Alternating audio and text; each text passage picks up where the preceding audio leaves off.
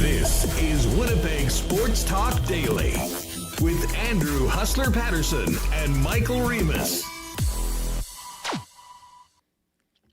Hey now, welcome to another edition of Winnipeg Sports Talk Daily. Hustler away. He's taking in the wonderful Chiefs-Raiders game on Sunday. Michael Remis here in the host chair. So pumped to be here. January 2nd, first show of 2026. And what a couple days it was there. Winnipeg Jets losing to Detroit by a goal, and again losing last night to Toronto by a goal. Nice performance there from Mark Scheifele. We've had the Olympic rosters announced. Going to be talking about that. Going to be talking about the Winnipeg Jets 8-game losing streak.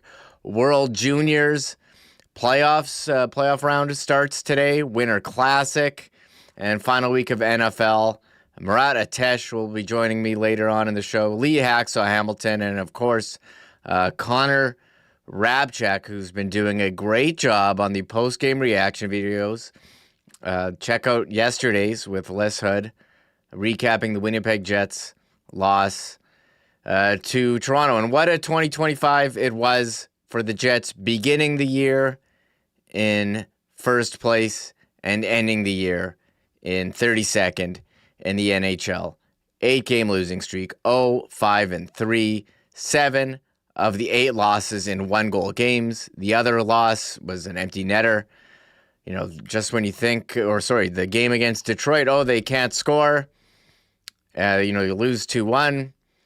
And then yesterday they put up 5, and the defense goes. And it was a tough break for Eric Comrie with the misplay leading to the game-winning goal and the hat trick by Auston Matthews. We've been talking about him for a couple weeks. Where is he? The Leafs need him to step up and provide some scoring. And there he was yesterday with the hat trick. Before I bring in Connor, got to give big shout out to our sponsors, Uptown Alley. Hey, I was there Christmas Eve. I was there. I had a great time. Rolly's Transfer, St. Vital Dental, Canadian Club, Princess Auto, Chuds, Power Sports. I got my power poll here of 2025 Winnipeg Sports Talk Sports Moments. Princess Auto. Oh, I said those, sorry. Clean Line, Manitoba Battery, Little Brown Jug, Boston Pizza, Royal Sports, and Cool Bet. We will go through some of the Cool Bet lines later on today. Okay. Murat texting me. He is good. We're going to have some great discussion with him. But first, I'm going to bring in host of WST Sunday Live, host of WST Postgame Reaction, and our Winnipeg Jets reporter. He's at the practices, at the games. Connor Hrabchak. Connor, what's going on? How was your New Year there? It was good. It would have been better if we got another game where the Jets didn't lose by a goal, but watched Canada beat Finland later that night. Watched some of the various New Year's, programs that are out there in the States, just kind of browsing, channel surfing there. But no, watch Canada in the World Juniors, watch the Jets, and then last night, watch the Jets again. And up 4-1, couldn't get it done. I'm sure everyone in chat is having just a very normal and awesome day today, given what transpired with our local hockey club last night. Yeah, 32nd in the league. Not great. And just finding different ways to lose, whether it's starting slow, coming back and falling just short like they did against Utah, or just not showing up at all like they did against St. Louis. Mm-hmm. You have Minnesota where you give up, the late goal to tie and lose. Same with the Ottawa loss as well. You got goal lead against Edmonton, and then conveniently, Edmonton got pasted by the Bruins on New Year's Eve with Ingram in net. The scoring woes continue against Detroit, and you solve that, and you have, I think this would have been the first multi-goal lead for the Jets of this 8-game losing streak last night against Toronto. Matthews gets the late one to end the second period, 2 seconds left. I don't want to say a backbreaker because they still had the lead, but you never like to give up goals that late and not able to hang on for the lead. And it was another great performance by Mark Scheifele in Toronto. He scored his first career goal there. He had a hat trick there last year. He, got snubbed from the team. From Team Canada. We were wondering how would he respond, and there he was yesterday, 2 goals and an assist. They even had some secondary scoring. I follow on the board as well, but can't get it done. 6-5, 8-game losing streak, and you were informing me, Connor, the longest losing streak of the 2.0 era. Yeah. Since the team moved back to Winnipeg, they haven't lost this many games in a row. And last year, Remis, you'll remember, they set a new winning streak multiple times.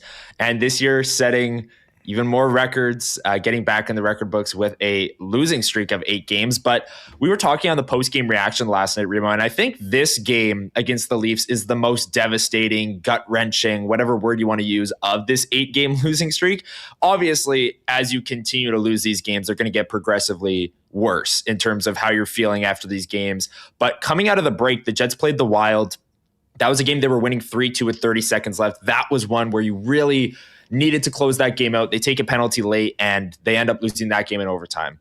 Then you move on and you play the Edmonton Oilers, and you get goalied by a goalie who came into the game with an .860 save percentage. And those are 2 games where you liked the process. Gardino talked about it. The players talked about it. They could feel they were kind of turning a corner. You go into Detroit, and maybe you could argue the Jets deserved a better fate in that game as well. They lose by a goal. That's the theme as of late, is them losing by a goal. And then last night was the night where it came together. They were up 4-1. They were playing well. The process was working. They were getting secondary scoring. The top line was chipping in. It kind of was coming together against the Toronto Maple Leafs. And like you said, the Austin Matthews goal with 2 seconds left in the second period to make it a 4-3 game. I don't know if other Jets fans were feeling this way, but to me, with how fragile this team has been so far this season, it felt inevitable that they were going to come back after they scored to make it a 1-goal game with 2 seconds left in the period. You just knew that this team, maybe wouldn't be able to handle it in the third period and end up losing by a goal, and that's what happened. And obviously, the goal that made it 6-5 for Toronto, a brutal misplay by Eric Comrie at the side of the net. And Remis, crazy stat here, but the Winnipeg Jets have lost 8 straight games, as we know. 7 of them have been 1-goal games. And the one that wasn't was Edmonton, where Edmonton scored an empty netter to make it 3-1. That's the one game on this entire 8-game losing streak that hasn't been a 1-goal loss. Everything else has been by 1 goal. And the Jets were dynamite in 1-goal games last year. And it's crazy to see how far it has swung the other way this year, as they are just finding a way to lose time and time again, game after game. Yeah, 32nd in the league right now. They're not getting, they're not so bad that they're getting blown out every game. The goal differential, much better than teams ahead of them, like Nashville, St. Louis, Chicago, Vancouver. And having Connor Hrabchak will do that on a team that, doesn't score the most goals in the league. But, they keep losing these 1-goal games, the breaks not going their way. You do, make your own. At a certain point, you do make your own luck, but not going well for the Jets. And we'll go to the locker room post-game. Mark Scheifele, great game for him, but he spoke to Ken Wiebe, and shout out to Ken and the Winnipeg Free Press for sending Ken to be there in the locker room after the game, getting these comments. We're very appreciative of the Jets for putting this out on their social media, YouTube, and on their website. And for the Free Press for sending Ken, because, Ken was not there in Detroit, so we didn't get some of this great reaction from the players. So here's Mark Scheifele talking about the game. Yeah, that's a stinky one. Not many words for that one. That stung. Didn't put a full 60 minutes together. We had good shifts, we had bad shifts, we had, bad plays, good plays, so that's a tough one. Yeah, where do you think the game turned? I don't even know. That power play goal was a bit of a stinger to cut it to 4-3 with 2 seconds left. But then they tie it up and we battle back and we had our chances. I got robbed with a couple seconds left. So we had our chances. What can you say about the save that Hildy made there? Yeah, pretty incredible save. Desperation. It's pretty incredible. Stinky one there, Mark Scheifele. So I'm going to use that one, Connor. And for the Jets, we've talked about so often scoring. They haven't been able to get that, get a lot of goals in the back of the net. They put up 5. You think that should be good enough to win. Unfortunately, it was not. And here's Mark Scheifele talking about putting up the 5 goals as a team. Yeah, it was good. Obviously, don't want to give up 6 very often. Combs even early made a lot of big saves. So there's times we hung them out to dry. Yeah. How do you turn the tables on the 1-goal losses? There've been, I think, 7 of 8 now. Yeah, it's a good question. We're right in there. We're right in there in games. Just got to keep the faith. Keep the faith that we are a strong team, close teams out, do the right things over and over, and that'll get us a win. There's Mark Scheifele after the game, answering questions from Ken Wiebe. And Connor, Scheifele spoke about giving up 6. Eric Comrie got the start in goal. Can't play Connor Hrabchak every game, but the numbers this year for Comrie, not kind compared to last season. 880 save percentage compared to last year's 914. It's even below his career 895. 349 goals against average compared to last year's. It's like a goal more than 239. And his career 317, so even more than that. It just hasn't, the Jets haven't been able to get wins with Comrie in net, and not so nice 6-9-1 for Comrie. And that last one was one. Well, that was the game-winning goal, so it was a bit of a misplay. Can't have that when you're coming in, and I don't blame Arneal for saying, "Hey, this is your net, Comms. Hrabchak needs a night off." Yeah, second night of a back-to-back. And they're playing Saturday night. Connor Hrabchak will start that game. I don't know about that either. It is worth noting, too, like the Eric Comrie numbers, a lot of them came, every part of the season except for the first 12 games have been pretty bad. But that stretch there, they were getting blown out of games. They weren't losing close games. And this is one where maybe it looks uglier if they don't get the offensive production that they did get from this team. And most notably the top line. Mark Scheifele, like you said, loves playing in Toronto, had 3 points last night, 2 goals. Alex Iafallo chips in.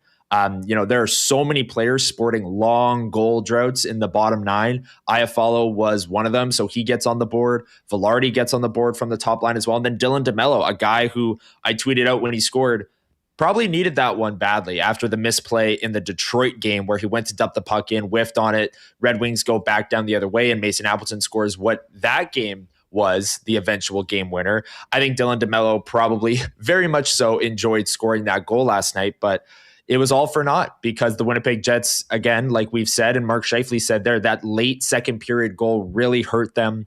And then they come out in the third, they give up a quick one to make it 4-4, and you take the lead back with Mark Scheifele, and they still can't really find a way to close out these games. For a team that was so dynamite at doing it last year, 1-goal games, leading in the third period, all of those things, it has come crashing down so far this season. They're 4-10-4 in 1-goal games.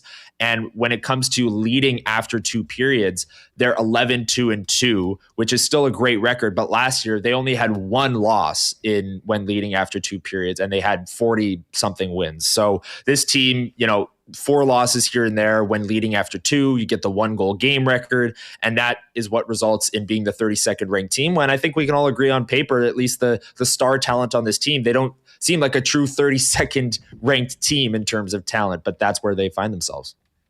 Yeah, and I think depth scoring been the issue all season, and look at, you mentioned Mason Appleton scoring, another former Winnipeg Jet this week scoring against his former team. The other one, Jack Roslovic, but it was Logan Stanley on the board again for the Winnipeg Jets the other night.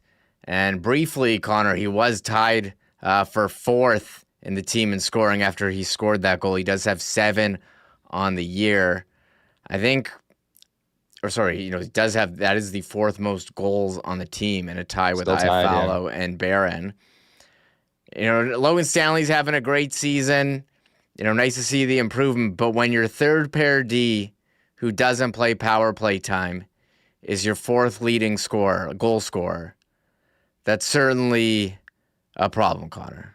Certainly a problem. That's not good for business, Remo. And the thing was, last night they got the goals. They got the secondary scoring. Iafallo chipped in, DeMello chipped in, and then the top line was rolling, and it still wasn't enough. It's crazy. Like, there are games where, and we talked about this on the postgame last night, if they score 5 goals in a lot of these other games and the scoring comes in those games, this 8-game losing streak doesn't look nearly as bad. But the one game that they do find a way to put up 5, they find a way to give up 6. And I say find a way because that 6th goal that Toronto scored was, again, I said it earlier, it's a brutal misplay. And it's one that Eric Comrie and the defensemen that are around it would absolutely love to have back. Results in Austin Matthews scoring a hat trick. You got to sit on the bench for 3 minutes as they pick up all the hats. And then you're not able to tie it late. Hildeby makes an incredible save on Mark Scheifele for sure.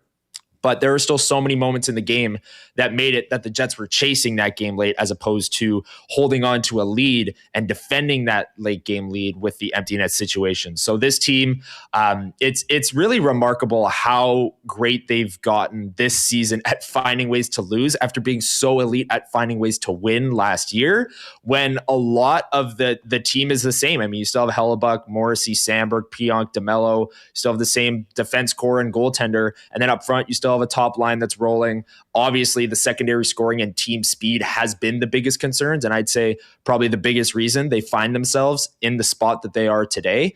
And they have one more game on this road trip, and they're, at any point here, you'll take a win, no matter how pretty or ugly it looks.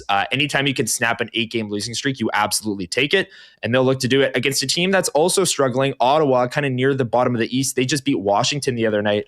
We'll see if the Jets can, I don't know, even if they score 5, not give up 6. It just seems like they're finding a way to lose right now. It's quite puzzling. Yeah, I keep thinking, there's a couple thoughts come to mind watching the team this year. Did we underestimate Mason Appleton's impact? And I'm sure he enjoyed scoring against his former team, bouncing it in off Luke Shen and Nikolai Ehlers. The impact that he had, you see the guys not scoring and having, down seasons. Nemesnikov, Iafallo, Nino Niederreiter, Connor, who was healthy scratched yesterday. And, we've kind of been waiting. Okay, what is Scott O'Neill going to do with this lineup? They've been trotting out the same one over and over again that keeps losing. And, they go with the Nino scratch. Where did you land on that one yesterday? Was that the right move? And would you think we'll see more changes for tomorrow's game in Ottawa? Yeah, in a vacuum, I did think it was a good move because Nino Niederreiter is one of those players sporting a very long goal and point drought. I believe it was up to 14 games that he hadn't scored. So he's one of the players struggling in the bottom 6. And he was down on the 4th line before this healthy scratch. And his minutes per game were diminishing by the game. So I don't hate it. I think, Nino Niederreiter is one of many players who could use a night off for this team right now. They did it last night. I'd expect Nino Niederreiter to be back in the lineup Saturday. I think it's just going to be a 1-game thing. It's also, a teammate that's beloved, and he just hit 1,000 games, and the Jets played great in that game for their teammate. So I think that can have kind of a ripple effect in the room that guy's getting scratched. It's not one of the top players in terms of, Connor, Scheifele, Morrissey, but when you're 32nd, you're not going to scratch one of those guys. You need those guys to win hockey games. But it's definitely one of the players that has been here for a number of years, is a beloved teammate in the room. So that will, maybe have an impact. I do think, Niederreiter is one of the players, like I said, of many in the bottom 9, bottom 6 right now that could use a night off. I think he'll be back in Saturday. Scott O'Neill said after the game that it kind of had to do with the schedule and 3 games in 4 nights. And I don't know where you landed on this, Remo, but I did not have Nino Niederreiter being scratched for load management before Jonathan Toews on my bingo card going into this season. And that's nothing against Jonathan Toews. I actually think coming out of the break, he's looked better. And I think that plays into the topic we've talked about for a number of weeks and months here, that load management could be good for Taves. I don't think it's a secret that after a 5-day break, he's looked a little bit better. So I think there are a lot of guys that could use a night off. Maybe Jonathan Taves, with this crazy condensed schedule coming up here, they'll give a night or two off, and maybe that'll pay dividends for the Jets in a way that it might for Nino Niederreiter starting on Saturday. Yeah, and to Jonathan Taves' credit, he actually has points in his last couple of games. For sure. Has looked a bit fresher since I'm not break. saying he should have been scratched last night, Taves. No, but I agree. The 5-day break, he's been better. So it's like, where's the load management before that? I think that plays into the point. And that's something that Mike McIntyre brought up on this show in his recent appearances. Here's Scott Arniel after the game last night. Well, actually, it didn't happen in third. I thought it happened from the last 10 minutes of the second. I mean, there was a lot of sloppiness. We did all the right things to get the 4-1, and then the game turned into a pond hockey game. We turned pucks over, put some blind plays into the middle, got caught on some rush chances against. Just all the things that we've been doing so well since the break. That game without the puck it just kind of went out the window for the last 30 minutes. Right, how tough is that to come to terms with that based on how well the structure has been out of the break and the offense has been a struggle? Yeah, we finally scored some goals, but we implode the other way, and that's kind of been our group right now. It's trying to find that consistency in all areas, both offensively and defensively. Players being consistent, not just shift to shift, but also period to period, and it just kind of you can see a shift that was awesome, and it was guys doing all the right things, and the next time that same group went out, it was the opposite. And so it's that's a tough one. That's a tough one for our group. Obviously, we really felt that there was a couple times, especially when we got back in it and Scheifele scored again, that looked like we were right back into it. But at the end of the day, just not good enough. Not good enough, says Scott Arniel, and we talked about playing with 1-goal leads. Here's Arniel. Has something changed from last year, where they're losing all these close games, giving up goals against Ottawa or against Minnesota? And again, yesterday, here's what Scott Arniel had to say about that one. Man, oh man, we're the last 3 years one of the best teams in the league in 1-goal games, and a lot of the same guys are here. But to me, that's a mindset. That means you gotta, you're doing the right things to get yourselves there, and then all of a sudden it's now you got to dig in, and it's got to be the shot block and the wall plays, the net front battles, having the responsibility of making sure the puck gets out of our zone into their zone. Those are all things that when you're on your game, they become habits, and it's continuous habits. Right now we're trying to get guys to be consistent with it. What can you tell us about the decision to scratch Nino tonight? It's just, what made it sound a little bit on this schedule we're at right now. Healthy though, right? Yeah. There he is, Scott Arniel after the game, and shout out to Ken Wiebe in the Winnipeg Free Press. And Ken did ask Gabriel Velarde if he had any answers to solve this Winnipeg Jets extended losing streak. How do we turn around? I don't have a single answer for you. It doesn't involve me talking here for 5 minutes. There's a lot of things that, we can clean up and continue to, talk about and work on. And, it's got to translate to the game, though. Sure. Where do you think the game turned after building the lead that you did? I don't know. I think we got to do a better job of, holding our blue line, making sure we have a guy, playing high as a forward, not giving up as many 3-on-2s, and we're just giving up the line and getting beat. The D don't have that support from F3. We just seem like we're kind of playing in how do you say, like groups. One pass is beating us a lot of time through the neutral zone, and super frustrating. Yeah. There's Gabriel Velarde, always honest with his post-game comments. Super frustrating. So Connor, the Winnipeg Jets, bottom of the standings, 8-game losing streak. Where do they go from here? I'm reading the chat, and shout out to everyone in chat. Shout out to everyone watching this show here on January 2nd, first show of 2026. If you are here, please hit the thumbs up, hit the subscribe button.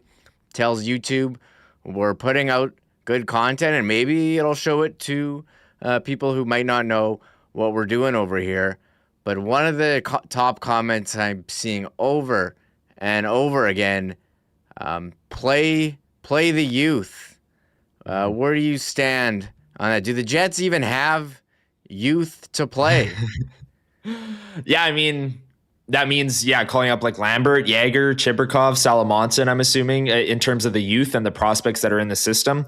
I'll say this, Remo, and I don't want to, look too far ahead here, but let's say the Winnipeg Jets lose their 9th straight game on Saturday against the Ottawa Senators.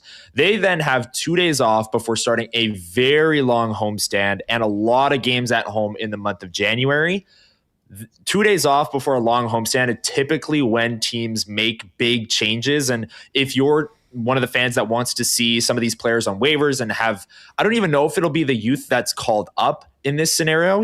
If they put Tanner Pearson or Colin Miller on waivers tomorrow, I don't know if it's Elias Salamonson that would come up or a Braden Yager or a Brad Lambert. I think it would be a David Gustafson. I think they would bring another vet up and plug them in to kind of the bottom of the lineup just to kind of inject a new body into the lineup. I don't even know if they would turn it over to the youth at this point. So I'm on team change. I'm on team, split up Connor and Scheifele because where's it gotten you to this point? I'm on team waive a few guys because what do you have to lose at this point? I just don't know if when the Winnipeg Jets do waive people, that it's going to be the youth right now that's coming up, as opposed to after the trade deadline later in the season when you could see the youth. Why not? You're out of the playoffs. Give them a run.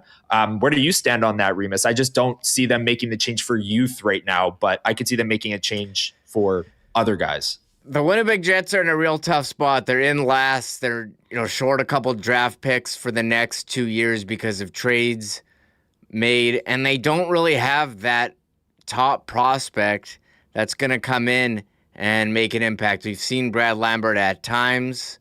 I don't think he was very noticeable, but at this point, you're better off doing something than playing the same lineup over and over. There is something to be said that, maybe this Jets team isn't as bad as we've witnessed, just based on all these games being very close, 1-goal games. They're not coming in and getting blown out. I think there is a bit of a consistent theme of them, getting down and not showing up early and, making the game close and the comeback falling just short, like against Colorado or against St. Louis in this road trip or in this losing streak. Seems like they'll go with status quo for Ottawa, and maybe they do make changes. And, Connor, the other comment we're seeing, Scott O'Neill has to be on the hot seat now. How could he not be? 8-game losing streak. The team goes from first to last. This has to be the coach's fault. Where do you stand on Scott O'Neill? Is he on the hot seat? See, in normal circumstances, Remis, just looking at this, without being in the market every day and covering the team and all that, a team comes into their regular season and in training camp and all this stuff, they're talking about the Stanley Cup and they're not afraid to talk about the Stanley Cup and they want to compete and they want to do all of this stuff. And they're 32nd in the NHL on January 2nd and just lost their 8th straight game. In normal circumstances, I'd be saying absolutely, that coach should be on the hot seat. And I'm not saying Scott O'Neill isn't. They have lost 8 straight games and they're 32nd in the league. But I'm excited to hear from Murat Ates later from The Athletic, because I thought he had a great tweet last night where, he was responding to a comment about Arniel, like many of the comments in our chat room today, saying, oh, this has to be on the coach. And he was saying, I think the Winnipeg Jets are going to lean on his track record of the past year, coming in and making that team even better as a reason that they won't fire him. And yes, does Scott Arniel have flaws as a head coach? I think it's safe to say yes. After an 8-game losing streak in 32nd, and as we know, or as we believe, this isn't a true talent 32nd ranked team. But I think this roster has more flaws just around him. I think what Scott Arniel is working with is a massive detriment to what he's putting out there every single night. Are there things I think Arniel could be doing? Absolutely. I think, I've been on team split up Connor and Scheifele because what do you have to lose for a while now? There are things we can critique here at 1:00 every day on this show. But I look more at the roster having more flaws than Scott Arniel having more flaws at this very moment. Where do you stand on that, Remis? The team's playing hard. They're putting in an effort, so I don't think it's that. It seems like everyone having a down year. The lack of a proper replacement for Nikolai Ehlers, a lack of a second line, has hurt this team quite a bit more so than anything that Scott Arniel has done. Connor, we did have, as we move on from the Jets game last night, we did have some big news for the Jets players, particularly today. Connor Hrabchak named the Team USA, and it was on December 31st. We watched Canada make the announcement that Josh Morrissey would be on the team, Mark Scheifele falling just short of being named to the roster. We're going to go talk about that next, but first, here's a couple more messages from Hustler. Hey, folks, with the holidays here, Sweet. many of you are looking to gather with friends and family, people coming in from out of town. Maybe you're getting together for something fun with people from the office. Why don't you head down to Uptown Alley in 1301 St. Matthews and take advantage of all the amazing options for fun that Todd, Nate, and the gang have waiting for you down at Uptown Alley. 5-pin bowling, 10-pin bowling, laser tag, an incredible arcade. Now, those fun carnival games where you can win prizes, win tickets to exchange for great prizes. And what a lot of people don't know is the incredible food and beverage options waiting for you at Uptown Alley. Now, listen, if you want to plan a party or an event, just give them a call at 488-0000. For group and corporate events, just pick your activities, pick your meal and what you want to eat, any add-ons, and their events team will help together put to a schedule and take care of everything else. They're also the best place if you are planning birthday parties for kids, teens, or adults. They've got the Bowl and Play special, the daily deal after 9 p.m. every day. And, of course, they've also got gift cards, which the gift of fun is always perfect for the stocking or under the tree. So while you get ready to cross off everything on that Christmas list, not only pop down to take advantage of the good times at Uptown Alley, but give the gift of good times with Uptown Alley gift cards this Christmas. They're waiting for you at 1301 St. Matthews Avenue and online at uptownalley.ca. If you're moving into 2026, our friends at Rolly's Transfer would love to help you take as much of the stress out of the moving experience as possible. We all know what that can be like. Rolly's, family owned and operated, and the most trusted name in moving in Manitoba. Check them out online at Rollies.com, and in the top right corner, click on Request an Estimate. Put in the promo code WST for a special discount on moving services and moving supplies. Then simply let them know when and where you're planning on moving, what needs to go. They'll turn it around with a great quote and get you locked in for the white glove treatment that Rolly's Transfer has been famous for. Now into their 7th decade. For all your moving needs, lean on the most trusted name in the game, Rolly's Transfer. Find out more, request an estimate today over at Rollies.com. If you do need your grill worked on, Dr. Terry and the great people at St. Patel Dental Center have been getting rave reviews from WSTers that have popped in there. Now, St. Patel Dental Center has been serving generations of Winnipeggers and Manitobans. And now have a beautiful new facility at 167 St. Anne's with state-of-the-art equipment and convenient free parking right behind the building, serving clients from 6 months to 99 plus with a full array of dental services from cleanings and checkups all the way to things like dental implants. They can do it all. Find out more online, make an appointment, pop in and see Dr. Terry and the gang at St. Patel Dental Center online at stpateldental.ca, and make sure to tell them that you're ready for the marble race on Friday afternoon and the boys at Winnipeg Sports Talk sent you. And just before we head down to Dallas, as we mentioned, there's lots of planning for the holidays coming up over the next little bit. I'm certain that many of you will be popping into your local Manitoba liquor marts. When you do, check out the Canadian Club display. We're going to get to the Bomber schedule and look ahead to next season. There still is a few limited quantities of those Blue Bomber. It's limited edition label bottles, which is a great gift for a Blue Bomber fan or just for entertaining in and around the holidays.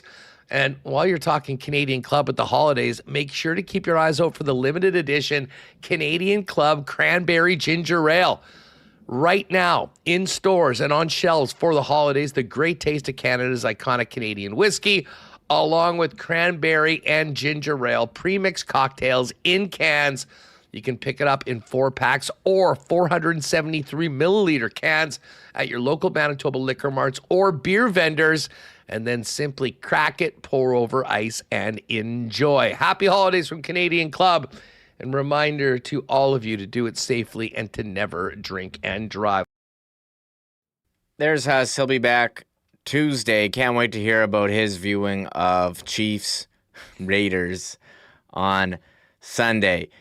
You know, it was on December 31st. We did hear the long-awaited announcement of Team Canada's roster at the 2026 Olympics in Milan. And the topic here has been, well, we knew Josh Morrissey, or pretty certain that he would be on, as he was on the Four Nations roster, would Mark Scheifele, who's been one of the top Canadian scorers this season over the past calendar year. Would he get an opportunity to be on the roster for the Olympics? And his name was not on the list. Ken Wiebe was at the game yesterday and caught up with Scheifele before. Here's what he had to say about not making Team Canada. Yeah, it sucked. Pretty dark day.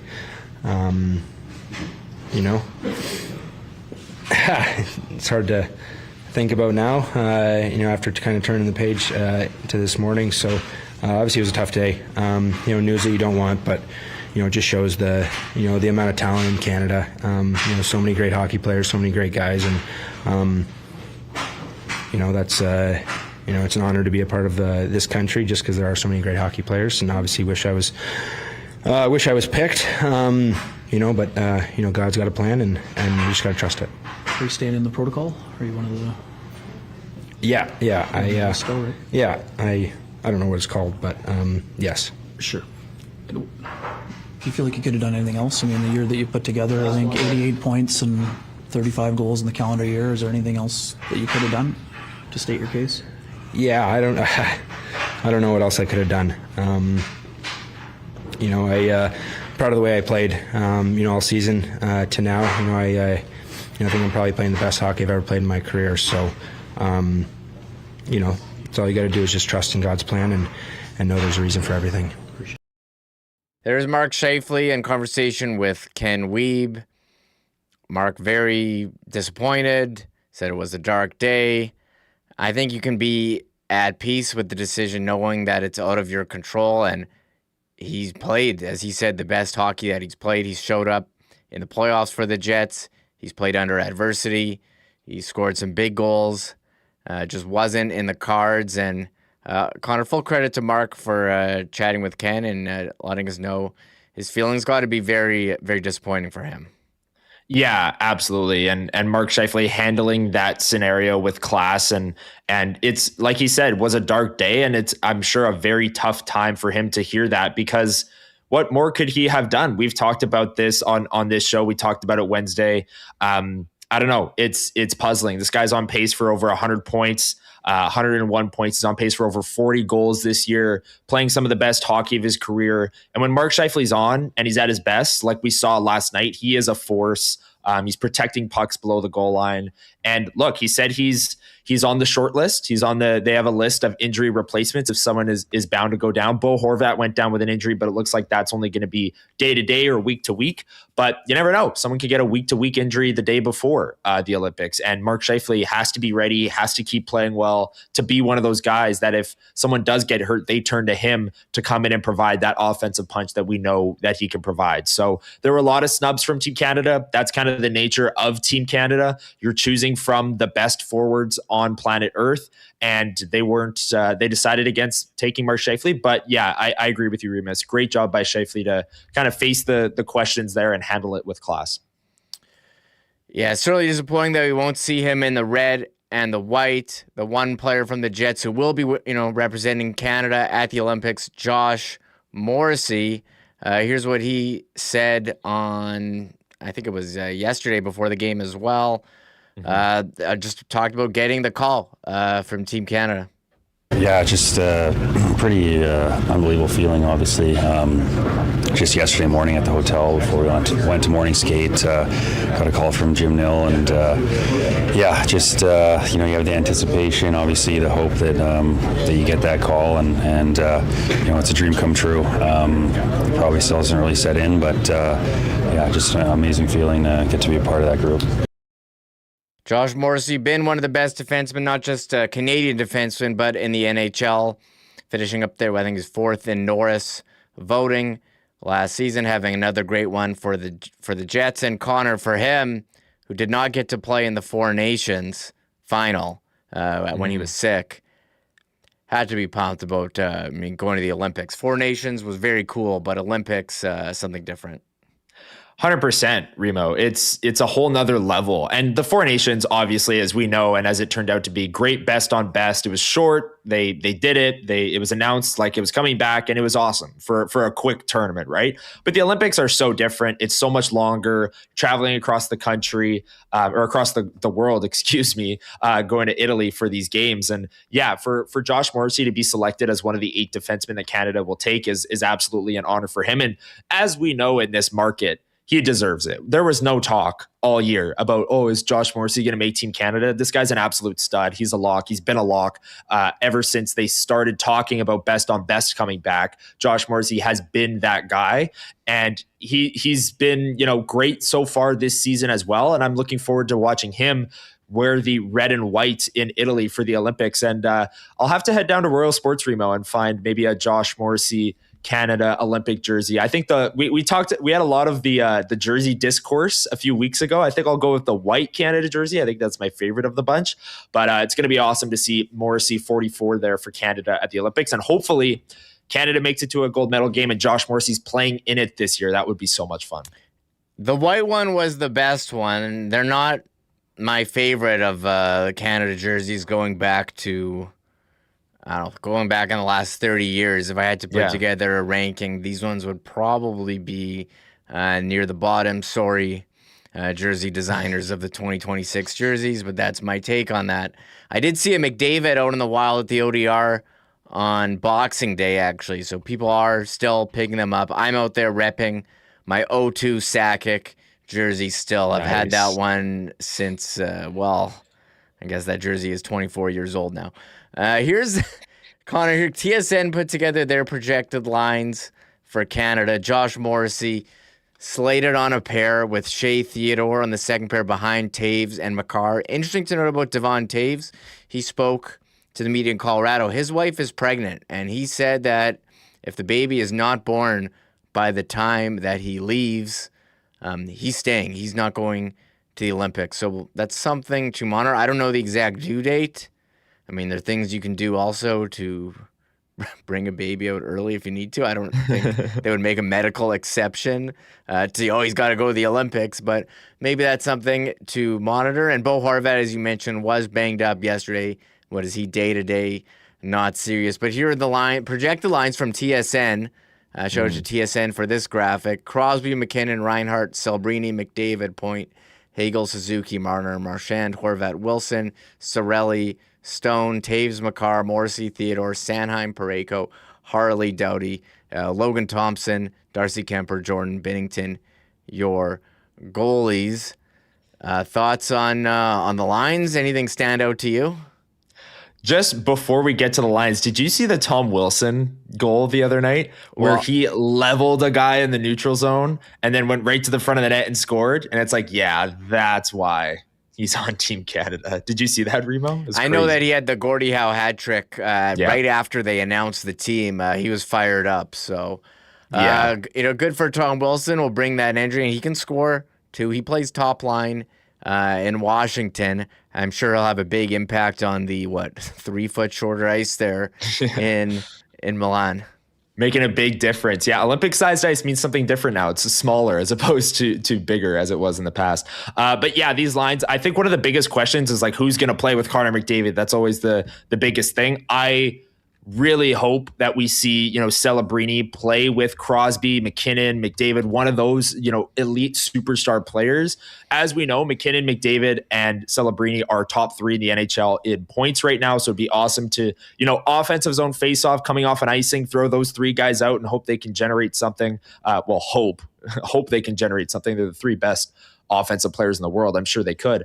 And then, you're looking at some of the third lines there. You got Hagel, Marchand's having a great year. Tom Wilson, like I said, just a physical, imposing factor being in that bottom 6. And I know a lot of people are worried, the double IHF rules, they're a lot less lenient with hits, and every big hit is a penalty kind of thing is kind of the viewpoint that some people have. But I think Tom Wilson has cleaned it up a lot in the past couple of years. Obviously, we know a long time ago, or a few years ago, it felt like he was getting suspended multiple times a year for very dirty hits.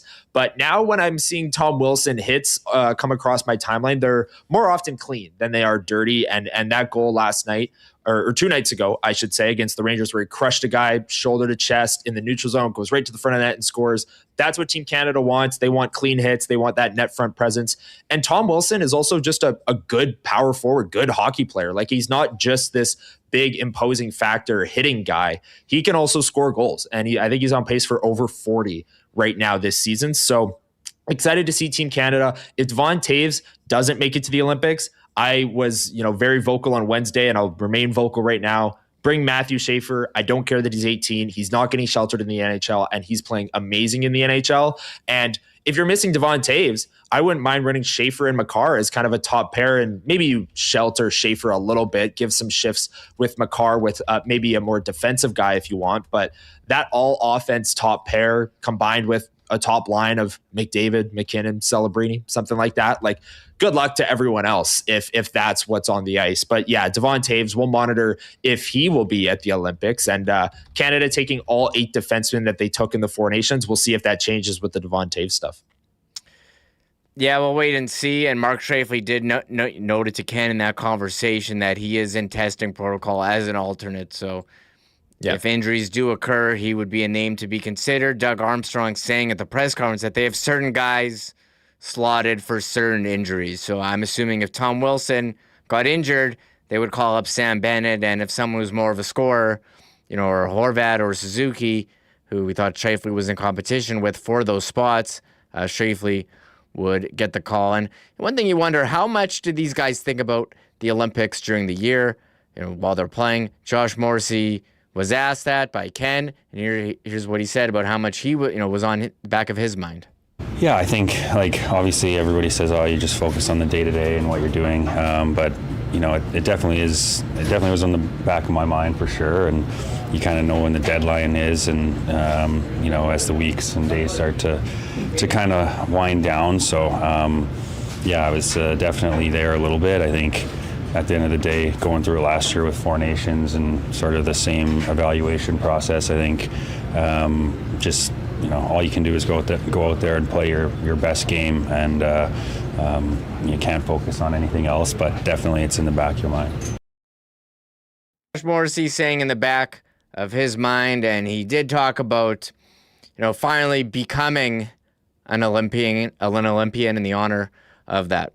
Yeah, it's incredible. I mean, I think in the summer at the orientation camp, they really did a good job of kind of explaining to us you're part of a broader Team Canada. Obviously, the hockey team and our team will be focused on what we're doing and trying to win a gold medal. But when you look at kind of the entirety of Team Canada with all the different athletes, talking to the guys that have been through it, it's a special feeling. So, yeah, it's hard to put into words, to be honest, but it's a pretty special feeling. What was it like to share the news with your mom and your family?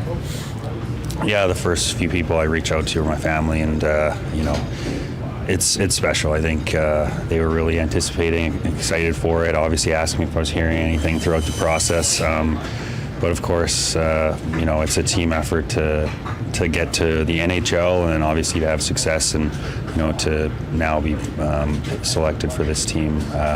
Wouldn't be there without obviously the support of my family growing up, and everybody in my corner. So definitely special for me, but special to share with all of them. So while there's certainly a disappointment that Mark Scheifele not named to Team Canada, a lot of excitement for Jets fans in our chat, that Canada fans, that Josh Morrissey will be back and have a shot to, hopefully at playing in a gold medal game after missing out at the Four Nations.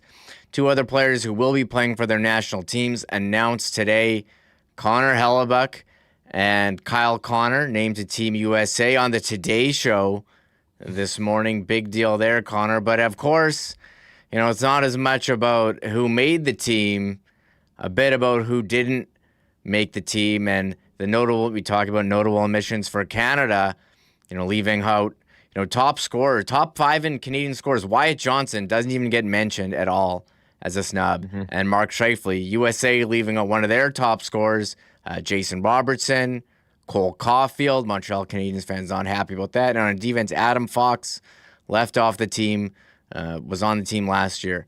What did you think of USA's announcement today, Connor? Yeah, it made me feel a little bit better about Canada's snubs and Canada's roster decisions. I'll say that for sure. Jason Robertson, as we know, we watch him all the time here when Dallas faces the Winnipeg Jets. He's an incredible player, and he's got a great shot. He's kind of a smaller but power forward type. He's not the fastest skater, but does a great job winning pucks back. And when he gets to position and he finds his way open in the slot, he's got one of the best releases in the National Hockey League. And that's why he's up there in goals and assists and points for American-born players. Kind of wild that they left him off the list. They do have a lot of talented players. They're bringing Clayton Keller, they're bringing Kyle Connor, a lot of players that can do the same thing as Robertson, but he might be one of the best wingers on that team if he did make the team. So that was kind of an interesting snub for sure. And then Adam Fox. Now, did Adam Fox struggle in the Four Nations? I would say yes. And I think that's fair to say.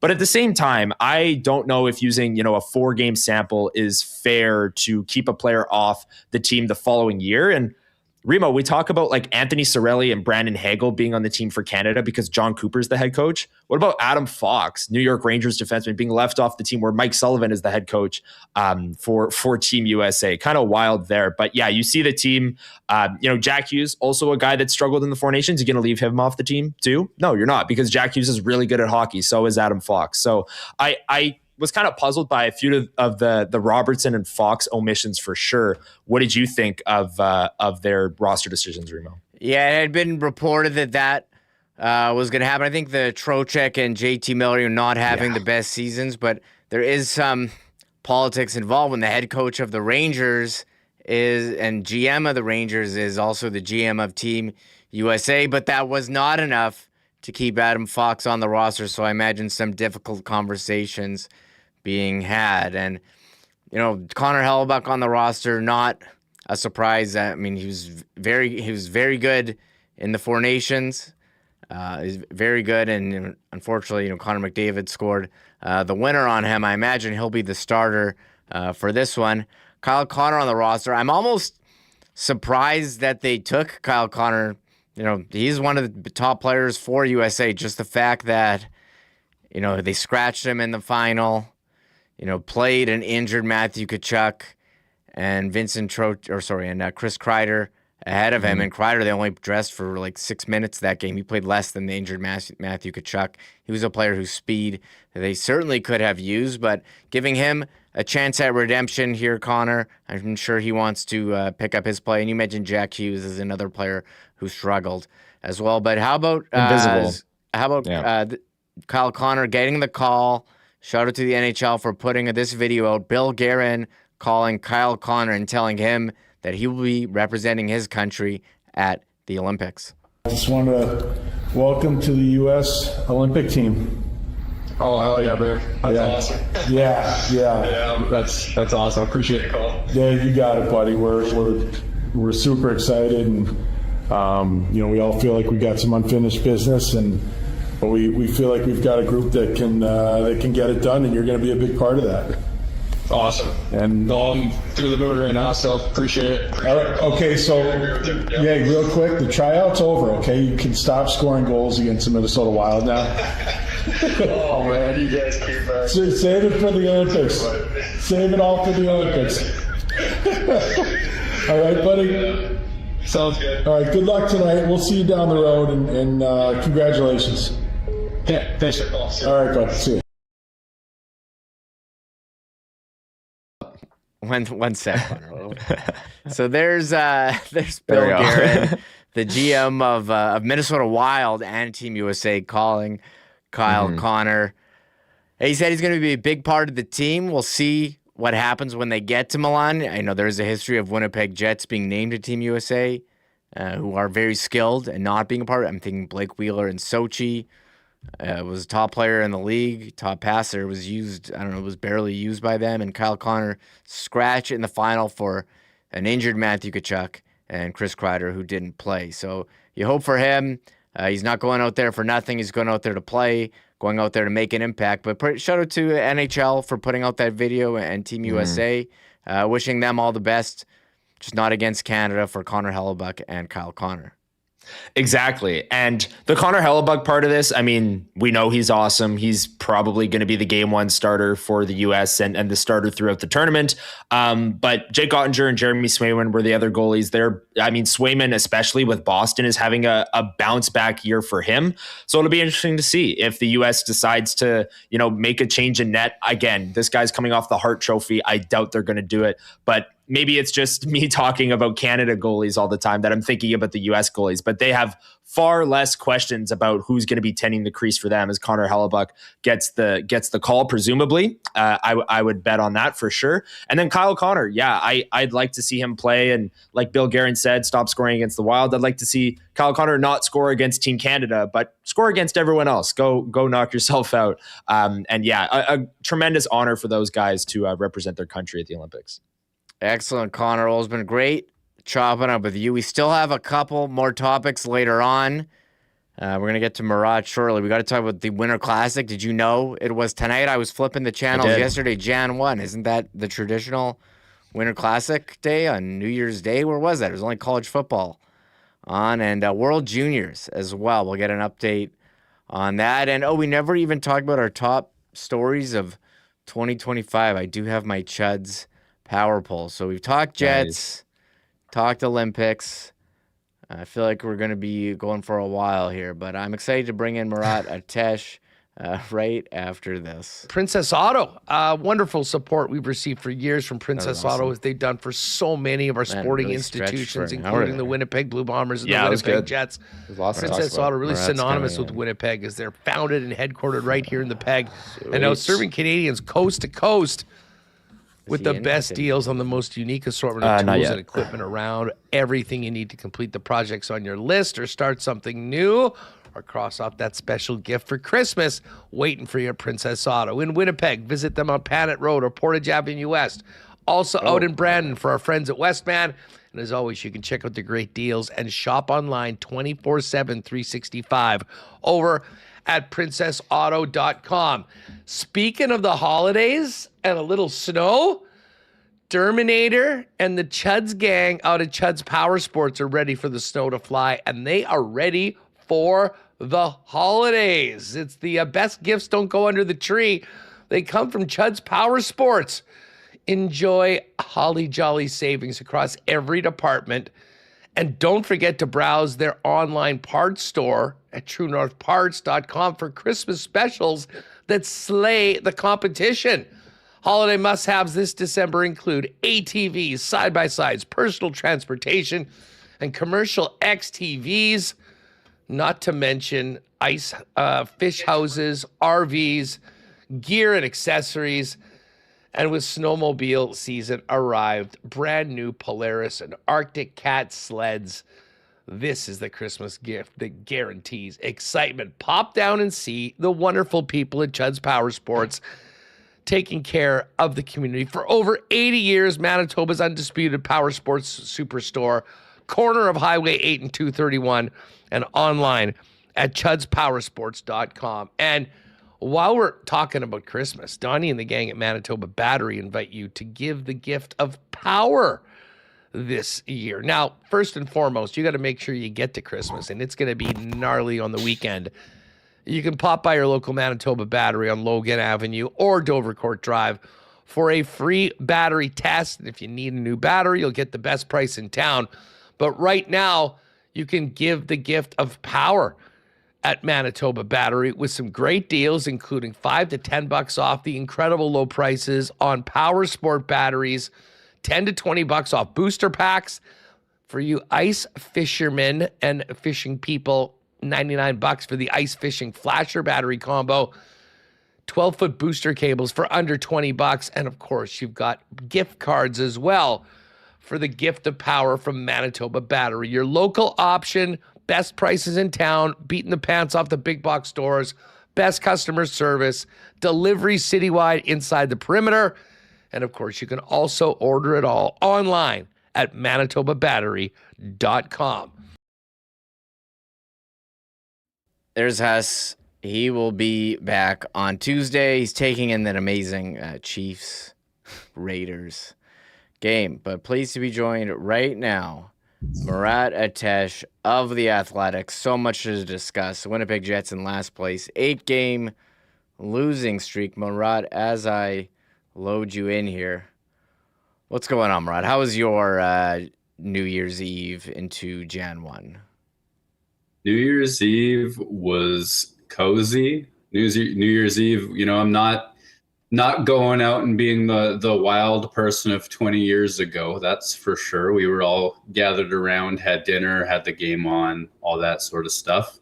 But Happy New Year's to you as well. Good to see you. I see me. Hi. Yeah, no, life is good. Obviously the back-to-back for the Jets, the 31st and the 1st, a little problematic for a lot of folks in this city.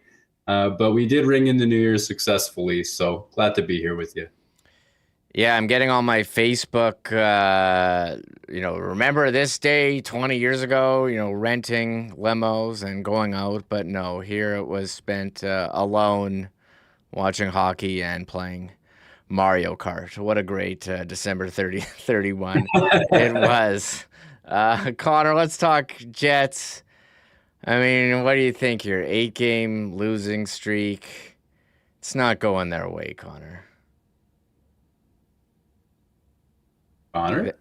Oh, sorry, Murat. I'm trying to do too many things at once here. Okay, I saw his face in the green room too, so I know he's around. Yeah, sorry, I messed you up. Murat, how about this Jets 8-game losing streak and being in last? What a drop off from last year. Well, they could use a blue shell right about now, to use a Mario Kart reference. New Year's Eve. They could use a couple of them, and a star and a whatever else, right? Like they're absolutely reeling. I continue to believe that they're not the 32nd best team in terms of true talent on the roster, but they come up with incredible ways to lose hockey games right now. That giveaway from Eric Comrie, just cartoonish in terms of how big that game was for Winnipeg and how the moment was that sort of ended it for them. I keep thinking, okay, well, geez, that middle six group, this week they look better than they did before. This is happening, that's happening. But they're finding an awful lot of ways to lose hockey games right now. And I might be the lone person here saying it's going to be hard for them to finish in 32nd. I think I'm alone on that island these days. I still think that they will win hockey games at some point. But boy, oh boy, are they ever not, and finding fun ways to prove that they're not. Yeah, it's not. They're losing 1-goal games. We talked about it all. Pretty much all the losses here. One of them was the empty net goal. So 7 of the 8 true 1-goal games. The 8th one loss, or that other loss, is empty netter. But they're not getting blown out. So they're not so bad that they're getting killed. They're just not good enough to win. The playoff. Can we put a rest to the playoff hopes here? The playoff dream, Connor, of sneaking into that wild card with so many teams above. And we did see Seattle sneak into that final wild card spot last night with the win over Nashville and LA. They're 2-6-2 in their last 10. So could there be some playoff hopes with the Jets only 7 points out of a playoff spot here? Well, some of the basic checks, it's crazy. You look at their goal differential of -9, which is really good for the worst team in the league. You can find playoff teams every single year with that kind of goal differential. Last year, the Minnesota Wild made it in as the first wild card team with a -11 goal differential. This is normal. If you're kind of middling, you might get a wild card spot. You might finish outside the playoffs and in that mushy middle and feel like it all went wrong. Winnipeg is closer to that mediocre level, I keep thinking, than truly one of the brutal teams. But if you're talking about playoffs, you're talking about a miracle at this point.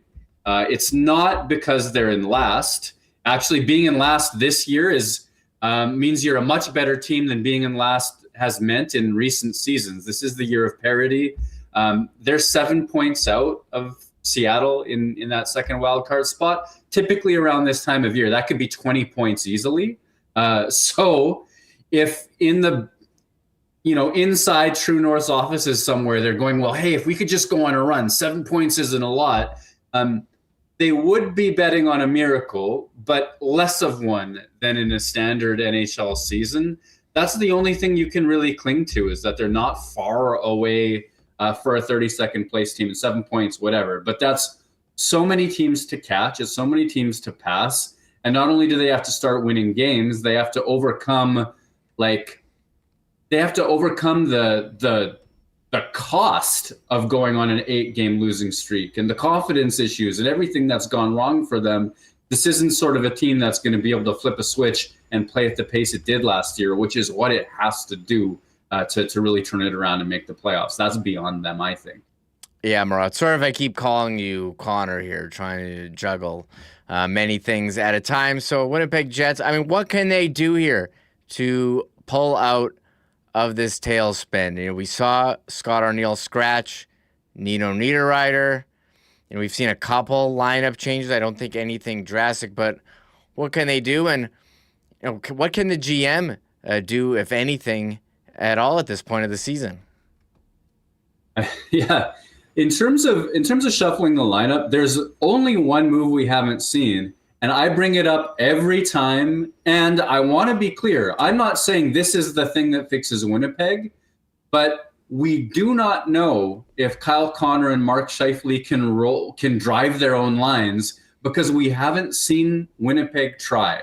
They've played more together this season than any other pair of forwards in the National Hockey League, which essentially makes them untouchable. But nothing should be untouchable on the 32nd place team in the league. You've lost 8 games in a row in various different fashions, even if they are playing great. And part of the reason I talk about them being split up as a potential good thing is the fact that they're great. Even then, there has to be things that you can do on the Winnipeg Jets roster. If they're as good as we all think they are, what's to stop the organization from trying them on 2 separate lines? The worst thing that they can do, if moving Connor to line 1 and Scheifele to line 2, or Scheifele is line 1 automatically and Connor's on line 2, what, are they going to lose another 8 games in a row? They're there anyways without that sort of switch. And I think that for $20 million worth of hockey player, you should be able to trust that they can drive their own lines. If they can't, and if I'm wrong to bang on this drum at all, that's fine. But it's kind of odd to the point of we should be talking about this all the time, that we don't know. We haven't seen them try, not for any stretch of games. That's the only rearrangement that I think the coach still has available to him. Beyond that, you're talking about call-ups. Get Salomonson up on that third pair. Is he going to be better than Shen? Probably. Is he going to be better than Miller? Probably. Is that going to lead to wins? I don't think he's there. Let's be realistic about what quality and how much development is still needed. So here's what I think is going to happen, actually, Remo. I think that at some point in the next few weeks, before you see them pull the rug out from under themselves, they're going to think, hey, 7 points away, got to throw these guys a bone, and you'll see a really mid-tier player added, some type of roster shuffle, not giving up a first, not giving up a second, but something, so the GM can say that he tried to give this group something. I think that's most likely, and I also think it's most likely that eventually they're going to have to admit that this season wasn't theirs and they're going to have to make some changes.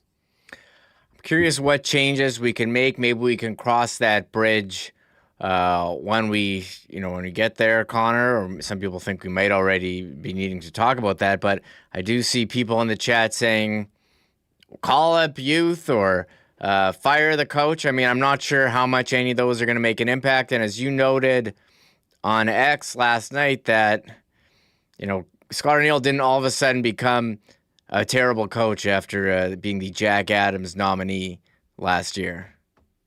Yeah, he's let's take Scott Arniel as the sum of these 2 seasons and not the literal best coach because they won the President's Trophy or the literal worst coach because they're in 32nd place.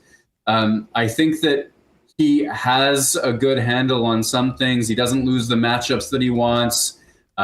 The team was playing quality 5-on-5 defense throughout most of last season. There are signs now, blah, blah, blah, blah, blah. He has flaws.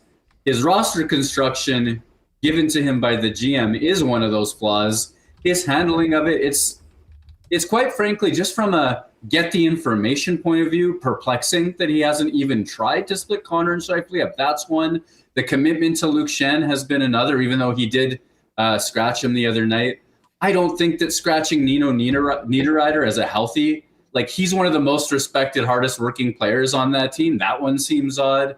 The fixation on Jonathan Toews as the fourth leading minutes getter amongst Jets forwards. I mean, showing signs of life now, but that's a lot of goals against and not many goals for that you've committed as your second line center. Like, to this moment in the season, it's the worst performance by a second line center in Jets 2.0 history. You got to move off of that at some point, don't you? So there are things that he's done that you can criticize. In any market in the league, I think you might give him some more time. Like President's Trophy, great. It's not all on him, obviously, nor is this collapse. In other markets, you might see it an off-season thing, or maybe in his third year if they're still struggling. In Winnipeg, where coaches do not have shelf lives, and Paul Maurice had to sort of self-decide he was on his way out, it's not happening. That change is not getting made without. I don't know. I can't imagine what it would take behind the scenes for that decision to get made. That's not how this club operates, for better and often for worse. Yeah, so we'll chug on. We'll see what the lineup is tomorrow night in Ottawa. Could it be the game that breaks this 8-game losing streak? When you look at the team, Connor, what people want to point out, like, oh, this is the one thing that needs fixing, but there seems like there's just so many areas that need improvement. Yeah, I would agree with that. The power play, by regressing from best in the world to average, that's going to cost the Jets almost 20 goals by season's end. Just that difference in pace. I don't think it's reasonable to expect your power play to be number one every single season. I do think losing Nikolai Ehlers there hurts a little, but not to the point of that 20-goal swing. So that's, that needs to be better. The PK has improved to middling from bad. That could continue to get better. The stretch of games Eric Comrie played is also on set to cost Winnipeg. I think it was between 15 and 20 goals on the season compared to his last year pace, where his numbers were a lot better. That's an enormous swing and a lot of wins lost just by some things changing in percentages. It would take a dominant 5-on-5 game to overcome those sorts of things, and Winnipeg hasn't been that. So all that you can really point to, I think you can make the case for incremental improvement. I think Adam Lowry's come to life a little bit in the last week or two. I think he's ever so slightly more likely to contribute to a scoring chance now than when he was first back from hip surgery. That's an enormous hole. The version of Adam Lowry and his line last year, compared that to this, it's been very different. He hasn't really gotten to the middle of the ice slightly more than half as much for scoring chances this year compared to last. That can get a lot better. If it does, it'll help.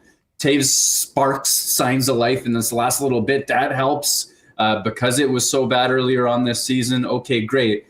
But in and of itself, you need the special teams to go on a heater. You need that incremental improvement at 5-on-5. And then you also need a balance of games between Connor Hrabchak and Eric Comrie, where Comrie plays much better than he has this season. And let's not forget, since his knee scope, Connor Hrabchak is a sub-900 goaltender, and you expect that to improve, but oh my goodness, do you ever need it? If that doesn't happen, well then, yeah.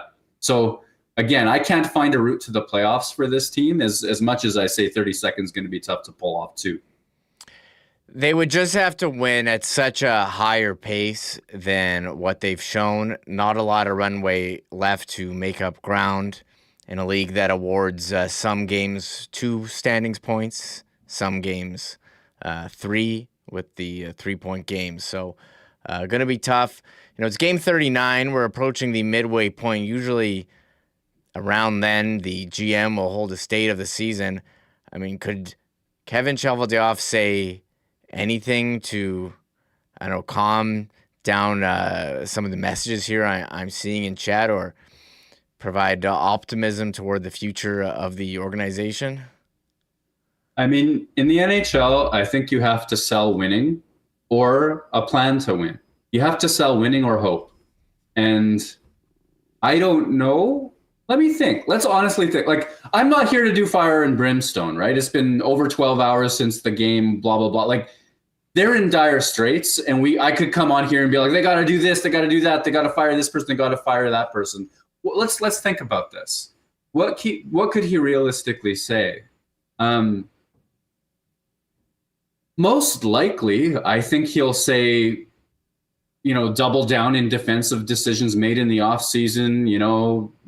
Nyquist, Taves, etc., Pearson, veterans. They'll probably say that they're a better team than 32nd, blah, blah, blah. Is that going to make anybody feel better? I don't think so, because I don't think that sells a path to hope. If he attempts to distract with prospect talk, I don't know what you can reasonably sell. You can talk about Sasha Boumediene. You can talk about Alphonse Frey at the World Juniors.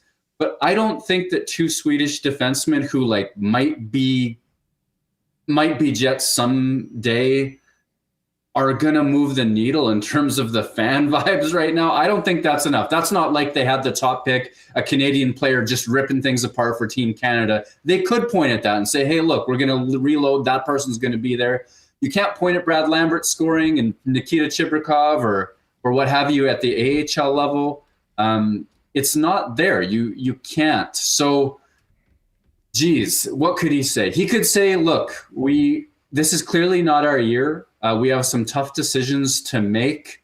There's got to be a point at which we recognize that this is not a playoff team. We are going to give the guys we have until X date. And at such a point, we're going to start making decisions that help future versions of this team. And those decisions may include sitting pending UFA veterans who cannot help future versions of the Jets, and playing young players, even if they can't help us now, because we believe they might help for future versions of the Jets. I think that's the closest to selling hope he could pull off. And I don't know if Jets fans would be placated, but the do something crowd would be placated. And the possibility that these guys could help Winnipeg in future seasons goes way up if they can be integrated into things, I think, this season than if you wait for them and then there's other veterans you sign in their place, etc., even if I don't think they're all blue chip players. Yeah, well, I'm looking forward to seeing or hearing from the GM if he does have a midseason address. And the one thing that's would be beneficial is, getting a top pick, Murat. Yes. Would be getting that kind of talent in the organization for an organization that does not have high end blue chip prospects. But looking ahead to the trade deadline, when you look at the pending UFAs, I just feel like there's not a ton that you could get some of these draft picks, as they traded away picks for Tanev and Shen for this year and next. Like, is Logan Stanley going to be your biggest asset at the trade deadline, who could maybe get a first round pick? Are teams going to be interested in a Gus Nyquist or Tanner Pearson, or do you look at something like a Nita Ryder or I don't know what actions the GM could have. It's not like there's an Andrew Kopp here waiting to get a big return for. Yeah, there's no route into a first round pick. I don't think there isn't an asset there. I don't think Logan Stanley is going to fetch you that. Yes, it's a fun story. Yes, he is on a heater playing with tons of confidence, but there's luck in those goals. And Winnipeg has floated Logan Stanley before. Let's be real about this. There have been various times throughout his career. A few years ago, when he was kind of giving the play me or figure something out vibes, they explored that. Even this summer, there was, when teams talk to Winnipeg, these types of conversations happen. And that's not a player that's returning a first round pick. I think whether it's him, whether it's Nyquist, whether it's Tanner Pearson, whether it's Luke Shen, whether it's Niederreiter, like you suggested. I think these are mid-round picks at best. I don't think a team's going to make the mistake that Winnipeg did and give you a second and fourth for Luke Shen as an example. But pulled together, mid-round picks can be used to move up. Mid-round picks can give the Jets scouting department more darts. All those sorts of things do have more value, whether as currency, let's say that somebody gives Winnipeg a third for Luke Shen or Colin Miller or whomever.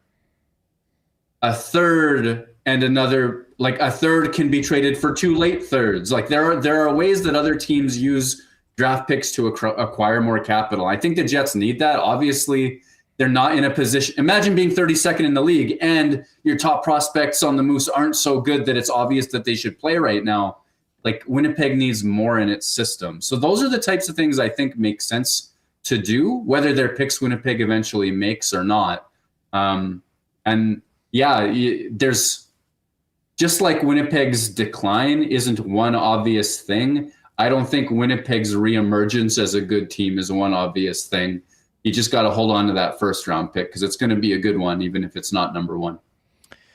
Well, yeah, we'll see how that goes, Murat. And you're at The Athletic. Some great stuff there. I know you have an interesting piece coming up with Sean McIndoe, a.k.a. Down Goes Brown, going back to Gary Bettman's comments when he was here, talking about something you've written about before, Winnipeg Jets history, and you asked the commissioner about a possible merging of 1.0 and 2.0. Care to tee up what's coming out next for you in The Athletic? Yeah, I love this topic, especially talking to you about it because you're so passionate about it. You've done the homework. You've looked at the NFL precedents. You looked at the NBA precedents. Like you're on this. You understand the ins and outs of the Jets 1.0 and 2.0 records. And the NHL sent out a little year in review package the other day, like kind of New Year's Day. I think it was just yesterday. And they're talking about all these records that Mark Scheifele set last year and how he passed Ilya Kovalchuk for franchise history goals and then Blake Wheeler for points in games played and all these sorts of things. And it just woke that up in me again. It just sort of like, okay, let's sort this out. Gary Bettman said, it's not as easy as just doing it. That's what he told me, right? Like there's a process. We got to figure it out. We've had people look at this before. Okay, so what are the problems? And so I tried to come up with a list of what those problems might be. You know, what happens to Atlanta? What happens to Arizona? Is there some overlap? Do Shane Doan's Coyotes records suddenly have to change because a few of his games were with the Jets 1.0? Do we have to adjust anything because Atlanta records currently exist with Winnipeg? WHA considerations. How does this affect other teams? I came up with every question I could, and I threw it to our resident historian / crazy funny person, Down Goes Brown, and we just chopped it all up. And I mean, at the end of the day, the Jets are the Jets, and Winnipeg cares about them. And I think that Winnipeg fans would be so much happier if you could consolidate those two things. So we laid out a couple routes. I do wonder if that's on the horizon. What a thing that would be to announce at the Heritage Classic. When you watch Jets games or they talk about franchise history, nobody cares about Kovalchuk. You want to see Dale Howardchuk's records be acknowledged, and they're in a weird place where you have Jets 1.0 numbers in the rafters and you have a Dale Howardchuk statue outside the building. However, inside the record books, that's not the case. And, I never understood, like, when I would watch Arizona Coyotes games, whenever someone would put up some points and they're like, oh, Clayton Keller, he's got more points than, like, Thomas Steen or anyone else.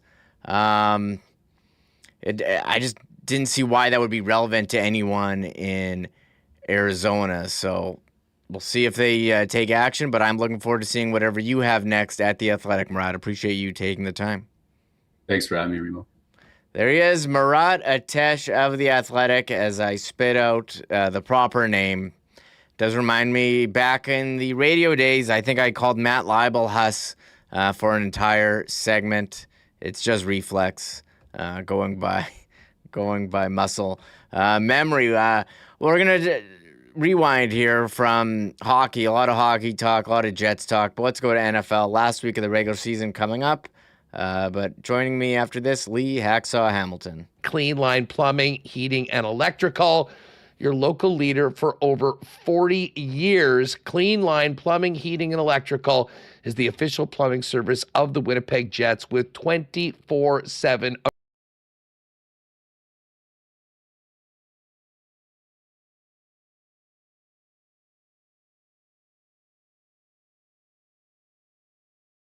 Clean Line Plumbing, Heating, and Electrical. Your local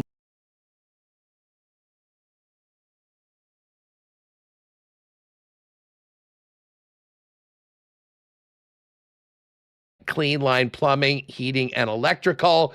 Your local leader for over 40 years. Clean Line Plumbing, Heating, and Electrical is the official plumbing service of the Winnipeg Jets with 24/7 emergency services for you 365 days a year. Much like Adam Lowry is the back of the Winnipeg Jets, Clean Line Plumbing has the back of Winnipeggers and Manitobans. 204-500-2001 for 24/7 emergency services. You can find out more on Clean Line at cleanline.ca. Shout out and Happy New Year to our friends at Boston Pizza. Looking forward to getting into the New Year's party tomorrow night. Get down to BP early, have a few 5:30 p.m. start for that Winnipeg Jet game. Of course, Jets Leafs on New Year's Eve. Jets Sens on the weekend. Boston Pizza is always your best place to catch Winnipeg Jets hockey, NFL action with the playoffs coming up. And of course, if you are staying at home, you can always get the great taste of BP by ordering online at bostonpizza.com. Christmas may be past us and Boxing Day as well, but great boxing deals remain right now at Royal Sports.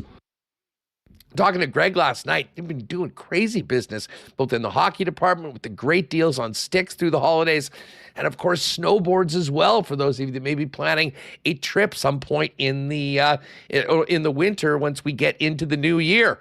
Pop on down for the best in fan gear, Winnipeg Jets merchandise, NFL just in time for the playoffs, Blue Jays and Major League Baseball and more.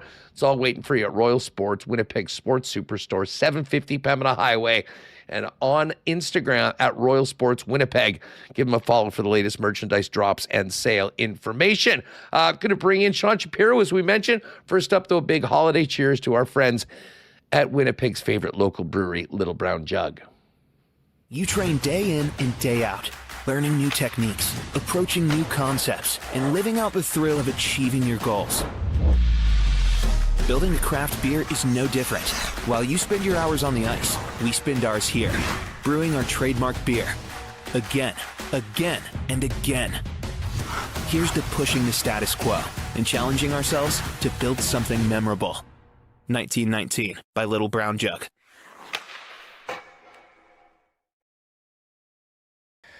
There's us again, back Tuesday. Let's bring him in.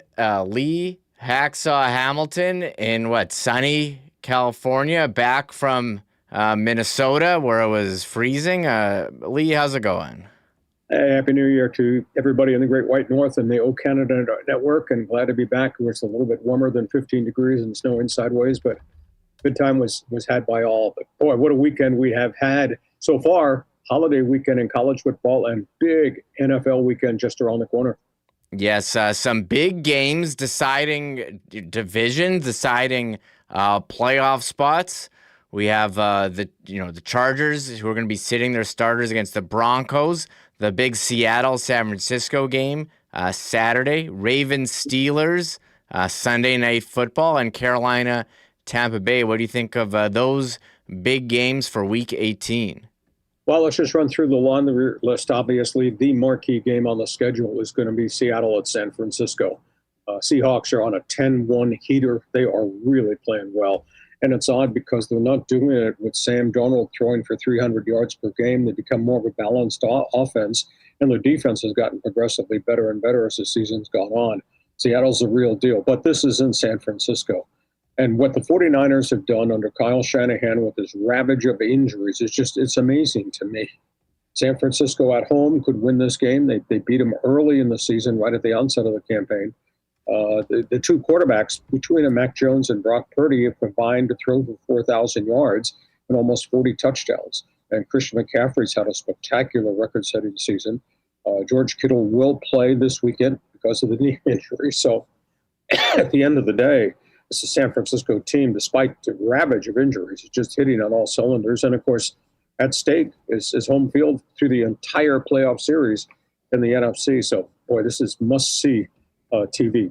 Chargers go to Denver. Denver is playing, go to 14-3. Denver, if they win, will host everything in the AFC playoffs. It'll all go through the Mile High City. Chargers have decided to sit Justin Herbert. They may sit as many as 5 of their starters. They're really beat up. Herbert's taken a terrible pounding, and this game's not going to mean very much in terms of them, who they're going to play in the wild card. They've screwed that up so badly. This team has been wrecked by injuries, too, the Chargers have. And they're going to wind up going to New England in a wild card game to meet Drake May, Mike Vrabel, and all those guys. So this is not going to end up well for the Chargers. Denver is just spectacular. Bo Nix has gotten progressively better and better the back half of the schedule. And Denver's defense, the Orange Crush defense, is just, it's a throwback to what it used to be, and they're really violent. They got 64 quarterback sacks. I think they got 22 takeaways. They make it impossible for you to get first down. So Denver's going to host this whole thing, I think, in the AFC. Everybody, I don't care who it is, going to have to go through Denver to beat the Broncos, and the Broncos play really well at home. The Baltimore-Pittsburgh game is kind of weird. You know, these are the two weakest teams probably on the AFC ledger in terms of trying to get to the playoffs. Lamar Jackson will play. You know, how close to 100% is he? I don't think he is 100%. He's become more one-dimensional, throw the football rather than run the football also. They're going to lean on Derrick Henry. Henry's had a good group of games recently after hitting a malaise in the middle of the season. So if Baltimore can pound the football against a beleaguered Pittsburgh defense, then they win. It's also Aaron Rodgers' final game in Pittsburgh, at least this season. He keeps dropping hints. Well, I enjoy Pittsburgh. I'm going to be a free agent. I have to live through another offseason of love me not with him. Pittsburgh just is not a dynamic offensive football team. The unique aspect with Baltimore, Pittsburgh, and then you mentioned Carolina, Tampa Bay, these 4 teams are playing to see who's going to win in the weakest divisions, which then leads me to believe which one of you guys is going to survive, go to the playoffs. Last one in, first one gets knocked out. Because I don't think Baltimore or Pittsburgh, I don't think Carolina nor Tampa Bay has a chance of going beyond the first game on the wild card weekend. So that's where we are in terms of what's going to happen come Sunday. And by Monday, then we got the next big storyline that we're going to talk about. Yes, Monday, known as Black Monday in the NFL. Could we see some coach firings? Well, we certainly will, but who will get the axe? Pete Carroll with the Raiders. Could the Browns make a change? The Jets, Arizona, Tampa, maybe Lee, and Miami Dolphins. Who's got the biggest chance of making a change here among those teams? Well, Black Monday equals pink slips, and it'll probably happen quickly to some. It's changed a little bit. We already have, 2 openings. I mean, the Giants and Tennessee hit the eject buttons very early in their season, and they're ahead of the curve in terms of guys they want to interview or guys they may have already privately interviewed who weren't coaching in the NFL this season. I would think right now that Pete Carroll's in big trouble with the Raiders. And the burning question is, did they make a mistake hiring him, or did he just walk into a black hole? Because that is the least talented team in the league. Now, granted, they have 11 draft picks. They have $116 million in cap space. They committed money to the quarterback who has not played very well. They have no offensive line. They've wasted a couple of years of the great tight end Brock Bowers and just burned through the first really good year of Ashton Genty, the running back, because he had no run blocking. And the defensive side of the football is just an absolute disgrace. So they're going to have to make a decision. I hope it's not Mark Davis's decision because he has no knowledge of what he's doing. Mark Davis, you're not Hal Davis, your father. I hope Tom Brady really has strong input into this decision. This is not on Pete Carroll. This is an organizational failure there in Las Vegas. So that's item 1. New York Jets have just had a god-awful season. I would have never thought any team coached by Aaron Glenn, who came off that Detroit staff, would go through a whole season. He's a defensive guy. Go through a whole season, have no interceptions. They have no pass interceptions from a defensive coordinator whiz guy on the defensive side of football, and they have no quarterback. So they might hit the eject button on him. I don't think they're going to fire the first-year general manager, Darren Muji. Those guys walked into a mess, too. Miami, Mike McDaniels, I'd say at midseason looked like he was going to get fired, but they played a lot better in the last 6 weeks of the season. The question is, do they get rid of the coach, or maybe they find a way to separate themselves from the quarterback and the wide receiver? Are they a better team without Tua Tagovailoa and Tyreek Hill? Might be that direction that they go, and Mike McDaniels keeps his job for the time being. Cleveland's a disaster. This is an organizational failure. This is not on Kevin Stefanski. If he gets fired, they're just 7-26 in the last 2 seasons. If Stefanski gets ousted, I bet he gets hired really quick. He might wind up going to the New York Football Giants because they're going to want an offensive-minded quarterback to go with Jackson Dart, the young quarterback. But Pittsburgh, they got a quarterback crisis. They got the Deshaun Watson mess. They have no offensive line. They got salary cap problems. They've wasted a couple of years of phenomenal play by Myles Garrett. But Cleveland's like 3 Mile Island. They got toxic problems everywhere. Arizona, John Gannon is on the hot seat. A lot of blowout losses the middle of the season, like the players quit on him. That's not his quarterback that he inherited. Kyler Murray, a lot of sentiment that he doesn't fit what Gannon wants to do. The bigger issue there is it's just not Gannon. It's just not the quarterback. It's just not the injuries. There's an ownership issue there with Michael Bidwell's leadership. So that thing is upside down in Arizona. And the strangest one might be Tampa. Todd Bowles has had such a good reputation as a head coach and a coordinator and all that. The boy looked like his team just gave up in the middle of the season, and he lost the team. And poor Baker Mayfield, everybody around him got hurt. He was putting up gangster numbers the first half of the season. And since then, Mike, he's just been a 500 quarterback. He's just not doing a good job because he doesn't have anybody around him. He's taking a lot of hits, and now he's got hurt. So Todd Bowles might get fired too. So I mean, I just ran through a list of probably 7 guys who could get fired. I don't think they'll all get axed, but obviously the burning decision is Raiders, Pete Carroll, Tom Brady's input, and the disaster that is all things Mark Davis, who runs that franchise. So that's where we are. Black Monday is going to be a busy day because I do think there'll be some pink slips. And then on top of that, maybe some general manager firings. Cleveland may hit the eject button on Andrew Berry. I don't think Cincinnati's going to make a change, but Joe Burrow's pushing that things have to be different in Cincinnati. They might ask the GM. Obviously, Atlanta's got problems. They're reevaluating Terry Fontenot.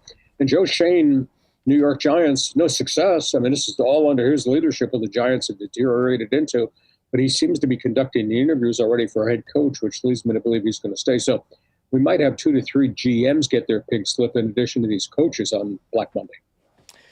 Yeah, and we didn't have any games, yesterday for Thursday Night Football League, but we did have some excellent college action for the college football playoffs. What do you make of the semifinal that is now set?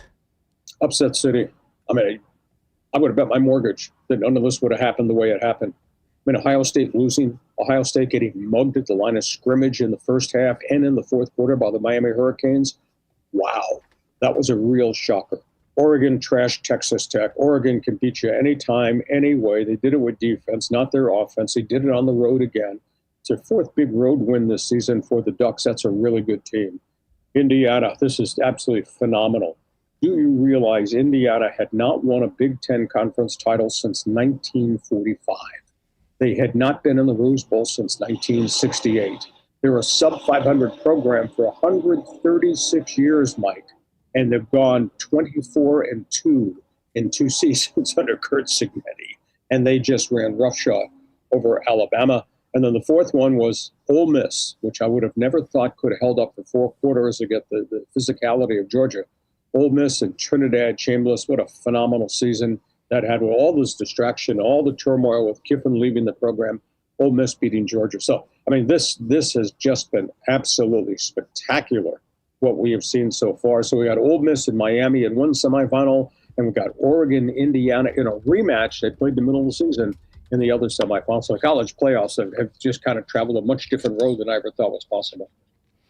Well, Lee, I'm looking forward to seeing all the action for Week 18 and the results of Black Monday as well. I know you've got another podcast to get to, Lee, so appreciate you taking your time, bringing your NFL notebook. So much knowledge in there. We didn't even talk about the Kings falling out of the playoff spot, and could we see their head coach on the hot seat as well?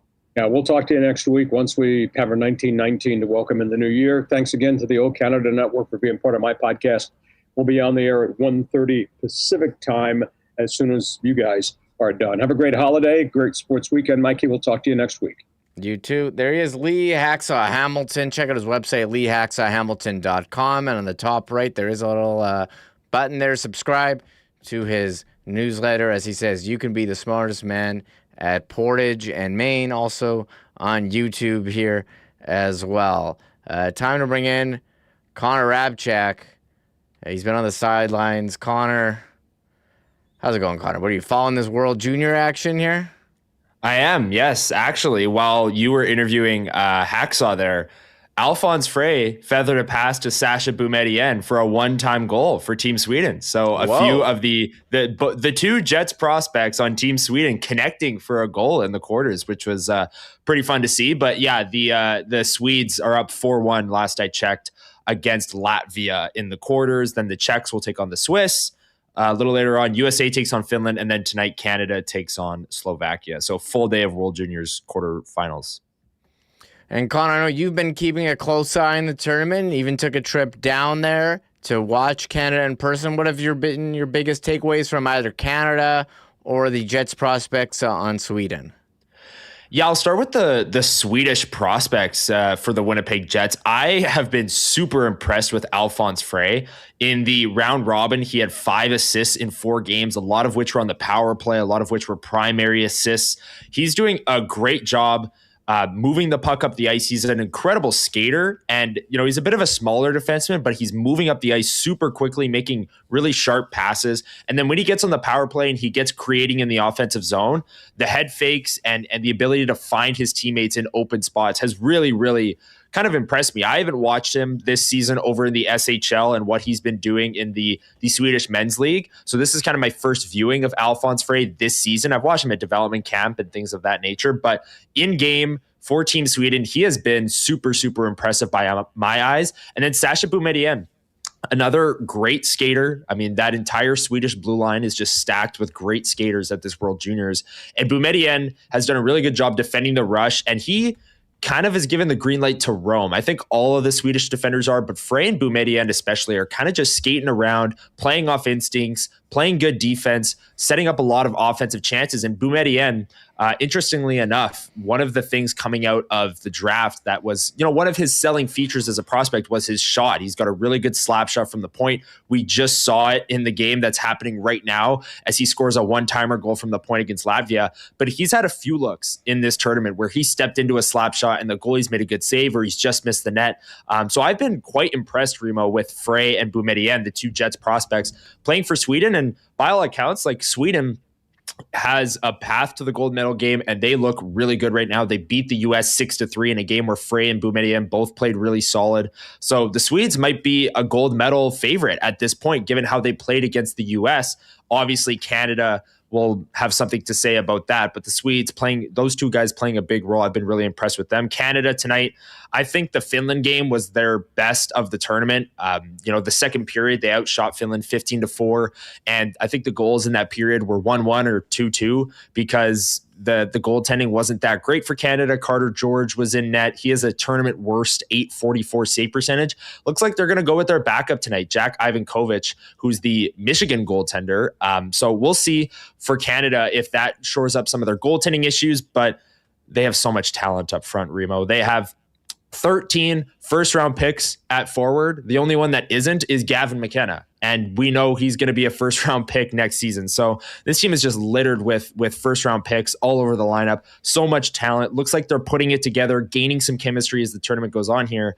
And I'm looking forward to tonight's game. Hopefully they can get through the Slovaks and then meet the winner of USA Finland in the semis would be their path. We'll be tuned in today for all the action and throughout the weekend. And Connor, I did open the marble race. People are typing it in furiously, ! Marbles, as much as I joked about canceling the race for I don't know, I guess it was my own mistakes. I kept calling Murat Connor. It's fine. You can call me Murat to make it even. I don't even want to get into that. It is we're at the start of 2026, so great time. Look back on top 20 on 2025.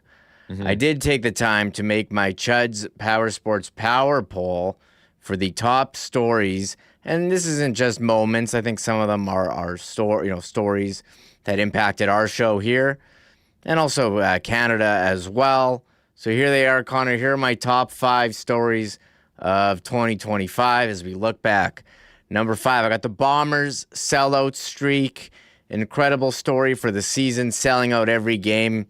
I mean, I don't know if that had ever been done, but it was a remarkable achievement for them and just what the organization has built for a number of years with the 5 straight Grey Cup appearances. Unfortunately, did not get back there this season, but that sellout streak was something that we were watching all year, and they finally got there. This probably could have been higher, but the Winnipeg Jets' historic season, winning the President's Trophy, much different conversations we were having this time last year than we are today. They seemingly won every game. It was so much fun watching them. They played great hockey, were so consistent. Again, the opposite of the current Jets squad. The Blue Jays in the World Series really brought together the country. The ratings were off the charts. They were a likable team, played fantastic baseball, and we saw some historic games and just an incredible Game 7 where they lost in heartbreaking fashion. The 4 nations, going in, we weren't sure, was this tournament going to be real or, how were the players going to respond? But this was some of the best hockey, best on best that we've seen in years. Everyone was glued in. You had Canada and USA in the final with McDavid winning in overtime. Just incredible drama, incredible theater. Hopefully we can replicate that for the Olympics in Milan. Might be tough, I think, I don't know, how will the time zone affect it? Like the game's going to be on in the morning. Like this was in Montreal, in Boston. There was not a lot going on as well. I think Milan will have that, but maybe the time zone will play a factor. So I'm curious what the ratings would be for a Canada final. And number 1, I have the Manitoba Miracle Game 7 comeback against St. Louis, Winnipeg Jets, first round with Adam Lowry scoring the winner. Perfetti, the tying goal that, I think I fell out of my chair because I was ready to talk about how disappointing it was for the first round exit, but we're not having that conversation. That is a moment we'll remember forever, and even got its own bobblehead this year. So, Connor, where do you stand on these top stories of 2025? Yeah, someone who shared the number 1 moment with you. We were both up there at the game, like losing our minds. That has to be number 1 for anyone in Winnipeg who is a Jets fan and was watching that game or in the building. That's absolutely number 1. Canada winning 4 nations. That's another moment I'll probably never forget just because the best on best, it had been a decade without it. And Connor McDavid scoring that goal was awesome. And then the Blue Jays in the World Series, I wonder if that would be higher if they were able to close it out. It still stings talking about it. I still think it's a little too soon, but I think maybe that would be even higher than Canada winning the 4 nations on my personal power poll, because that's something that I haven't seen. I remember watching best on best even as a child, but haven't remembered watching the Blue Jays in the World Series. So that was a pretty incredible moment. And then the Bombers sellout streak as well.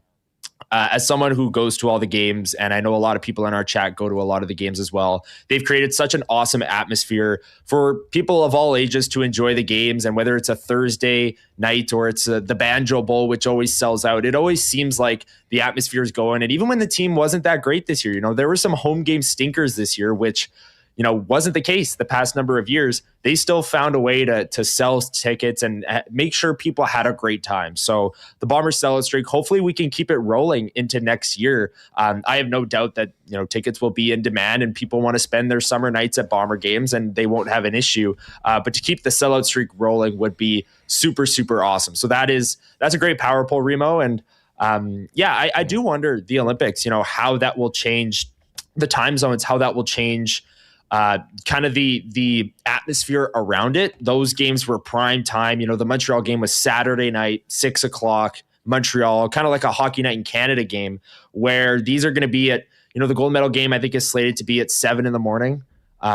local time here in Winnipeg. So it might change things a little bit, but I still remember waking up in the middle of the night to watch the Olympics when they were in Sochi in 2014, right? That was the Olympics where, the games were getting played at 3 a.m. or 4 a.m. So I remember doing that. I'll be doing the same, and hopefully Canada can bring home gold. Yeah, we had a big gathering. I was living in an apartment, and we had a ton of people over. We're having mimosas and making bacon and watching hockey. I will say that Sochi Olympics, like TSN had their montage, just lead off the announcement. I don't think there was one, was there one signature moment from 2014? I remember the games were so boring. Canada didn't score. They didn't score. They won every game 1-0 or 2-1. They didn't score. They just didn't score. Yeah. And the players weren't excited after when they won. It was really boring. Maybe it was just me at 9 a.m. watching hockey, and I was the one that was sleepy. But they didn't score. The games were completely boring, and the players. And people can correct me if I'm wrong. I don't think they threw their gloves off. To your point, Remo, I don't think they chucked their gloves in the air when they won gold. People can correct me when I'm wrong. I don't think they did. I gotta rewatch. I gotta watch it again too. But if I remember correctly, they just were tap their goalie on the head. Yay, we won gold, and then put it around their neck, and that was it. Like the Crosby one, because they won an OT. It was crazy, but they didn't even. It was just normal win. I don't know. Okay, so we'll see what happens this year. I'm sure it'll be different with best on best. Maybe because it was Canada and Sweden, and they didn't have Backstrom. It was weird, and the real final was Canada USA in the semi. Again, it was not 1-0 game, as you said, no goals and no excitement. So I'm curious, and you mentioned the first game for Canada, Czech Republic, 9:40 a.m. So not even that bad. So that's Thursday, February 12th. I am looking forward to being on with Hustler, talking about that. And there were some other honorable moments that have to be mentioned. The Bombers, we talked about the off field with the sellout streak. Well, they didn't make the Grey Cup for the 6th year in a row. They lost to Montreal, and there were just roster questions all year. They fired the OC, they made the change at OC this month. We'll see how it goes. We did host a couple championship games in Winnipeg. The Sea Bears hosted the CBL championship. They did not have a great season, and they made a coaching change as well, firing Mike Taylor and replacing him with Mike Rainbow. And Winnipeg hosted the Grey Cup. Fantastic week here. Did a great job of hosting. Where unfortunately for Bomber fans, they had to watch the Saskatchewan Roughriders raise the Grey Cup at Princess Auto Stadium. The Winnipeg Goldeyes made the final in 2024. In 2025, took a step back. They had a real tough season. Valor FC, they folded recently no longer around. Princess Auto Stadium did also host Desiree Scott's final game with Team Canada. Nice celebration there. And, with all the Jets, President's Trophy, Manitoba Miracle, Connor Hrabchak, historic season, MVP, and Vezina Trophy. Incredible stuff there. Yeah, and the Desiree Scott match, it was awesome being at Princess Auto Stadium for that. What a cool moment that was when, she was getting subbed out and got the standing ovation from the crowd there. And yeah, MVP Connor Hrabchak, that's something that, how often in our lifetimes are players going to win MVP for the Winnipeg Jets? It might not be very often. So incredible stuff in 2025. And it's wild, Remis. You bring it up. The difference in conversations that we were having probably on January 2nd, 2025, as opposed to January 2nd, 2026, is I don't think something anyone could have predicted, even if you were, the lowest possible on this team and their offseason and what happened. So some great moments in 2025 for sure. The Winnipeg Jets winning the President's Trophy was obviously amazing, and the playoff moments that they had, like the Manitoba Miracle, and the Bombers taking a bit of a step back, but still the fan support at an all-time high was a 2025 that I'll remember, especially with, best on best hockey returning and all of those things. And then for non-local stories, Remis, like Rory McIlroy winning the Masters was super cool. There are some other ones, just sports stories in general that were awesome in 2025. And I think 2026 is already off to a great start. And hopefully we can get Canada winning the World Juniors again in the short term here and maybe start off 2026 the right way. Yeah, I imagine 2026 will have some Olympic moments as well, as the Summer Olympics were so much fun in 2024. And Connor, it is January 2nd. Did you know tonight the Winter Classic between Rangers, Panthers at Lone Shark Depot Stadium, the Miami Marlins Stadium that no longer has their big statue? What's it called? Where's that state? Lone Depot Arena? Lone Depot Park? I want to say it is Lone Depot Park. Yes, Lone Depot. Were you going to be tuning in? Are you excited, or do you feel like this isn't a real Winter Classic because it's in Florida? You want to know why I know that it's happening tonight, Remis? Because of that discourse. That this is a fake Winter Classic. I see the outrage online, all over Twitter, and that's why I know that it's happening tonight. But anyways, because the NHL is just so bad at marketing these kind of games.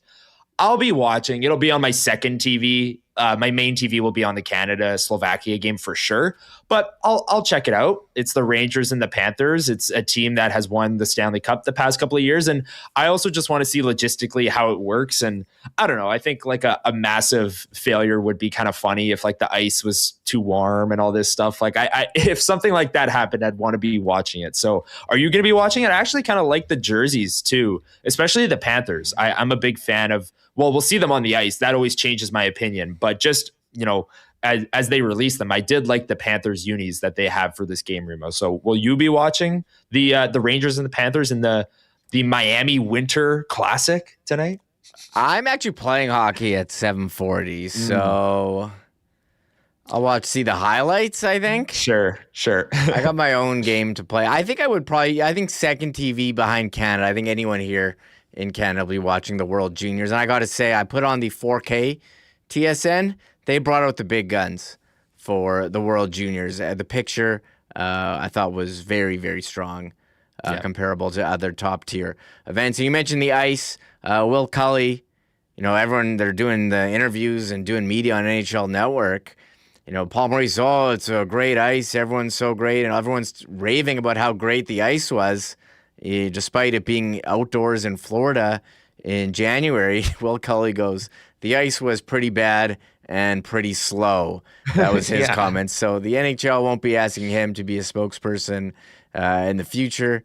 But something to watch with this outdoor games. We will see. Yeah, so it's inside of a baseball stadium with a retractable roof. And as far as I know, the roof will be open. And that's the extent of the outdoor part of the Winter Classic. That's it. I guess they could close the roof and make it just a regular hockey game. But then a Winter Classic has to be outdoors. That's where I think I'd draw the line. I don't care that it's in Florida. But if it's not outdoors, that's a problem. But I guess they'll have a retractable roof and one big window will be open, so it'll be outdoors. But I don't know. It'll be interesting to see. I'll tune in. The Panthers jerseys, they were okay.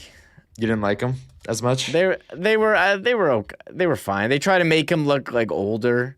The Panthers, Rangers. Here's the poster, Connor. We can take a look at this quickly. I don't hate them. Maybe I should. They're fine. It's fine, I guess. Yeah, I like when they go for the retro look and the gloves and the pants. The Rangers have, I feel like, 30 jerseys that look exactly like that. So I don't mind the Panthers doing something and trying to make it look retro. The Rangers jersey is just a copy and paste of every jersey they've had. I feel like ever. Yeah, that's great. And I guess they have nice jerseys. I'm not disputing that, but I don't mind the Panthers trying something here. And jerseys always, get new ones when you do these outdoor games. And I'm very curious what the Jets will be doing for their Heritage Classic unis. We'll all be tuned in for that announcement. It's going to be hard to top the first Heritage Classic with the white. And, you can't buy those anymore. And people really want to buy that white Jets Heritage uni. Do they just run it back?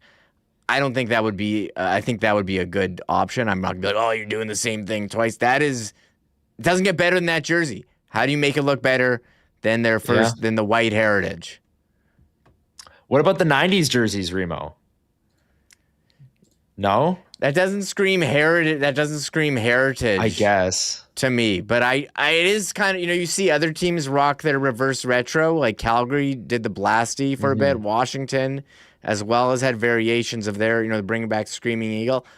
And I would like to see that 90s logo in rotation, for sure. Well, you know what? It's 3:03, Connor. We've farted around here enough talking about whatever topics that we need to get to. Well, this is the real reason why people are here on the Friday. It is the world famous WST marble race. And you know what? To start off 2026, I will go with the original. It's Friday!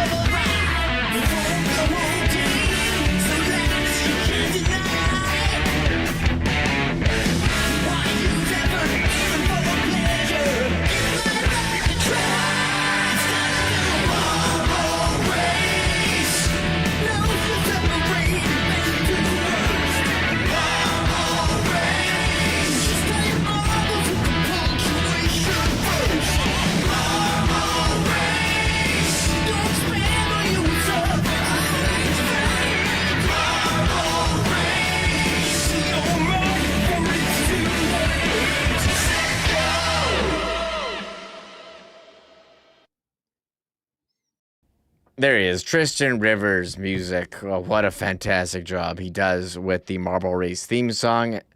Connor, I'm going down the list here of entries. It is officially closed as I get it set up. 147 names in the hopper, as Hustler likes to say, for the Marble Race. And let me unmute you. Hold on. I'll unmute you. What was that, Connor? Okay. I was saying shout out to everyone who's here. 8-game losing streak. Everyone's got their takes. We really appreciate everyone stopping by today. I hope everyone had a happy new year and a big weekend of sports ahead. Hacksaw was talking about the NFL. There's some great games. Canada and the World Juniors. They play tonight. If they win, they'll play Sunday. If they win, they'll play Monday. They just keep playing in the medal round here. So I'm excited for this weekend. And obviously the Winnipeg Jets, I didn't even mention them. They play Saturday night on Hockey Night in Canada against the Ottawa Senators, all Canadian matchups. So we'll be live Sunday morning at 9 a.m. But shout out to everyone who's here in the Marble Race, world famous WST Marble Race. Yeah, world famous WST Marble Race. And I was going to, we ran down the top moments, my sports stories. That was my list. I did not mention the top WST YouTube streams of 2025. And, the playoffs were really a driver of that. You look at our top YouTube live streams. Number 10, Jets lead the series 1-0 versus St. Louis. Number 9, Jets Blues Game 5 tonight. That's 10-9. Number 8, Jets Stars Game 1 countdown. Number 7, Four Nations Canada USA countdown. Number 6, Jets practice ahead of Game 1 versus Dallas.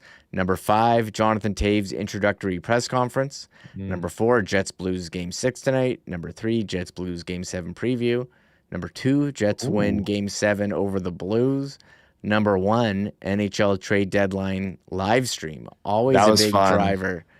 Always a driver. Trade deadline. You love it. And then we get the buzzer out. We have a trade to announce. You got to love it. Number 3, Remo, Game 7 preview, if I'm not mistaken. That's a WST Sunday Live. I remember. Was it?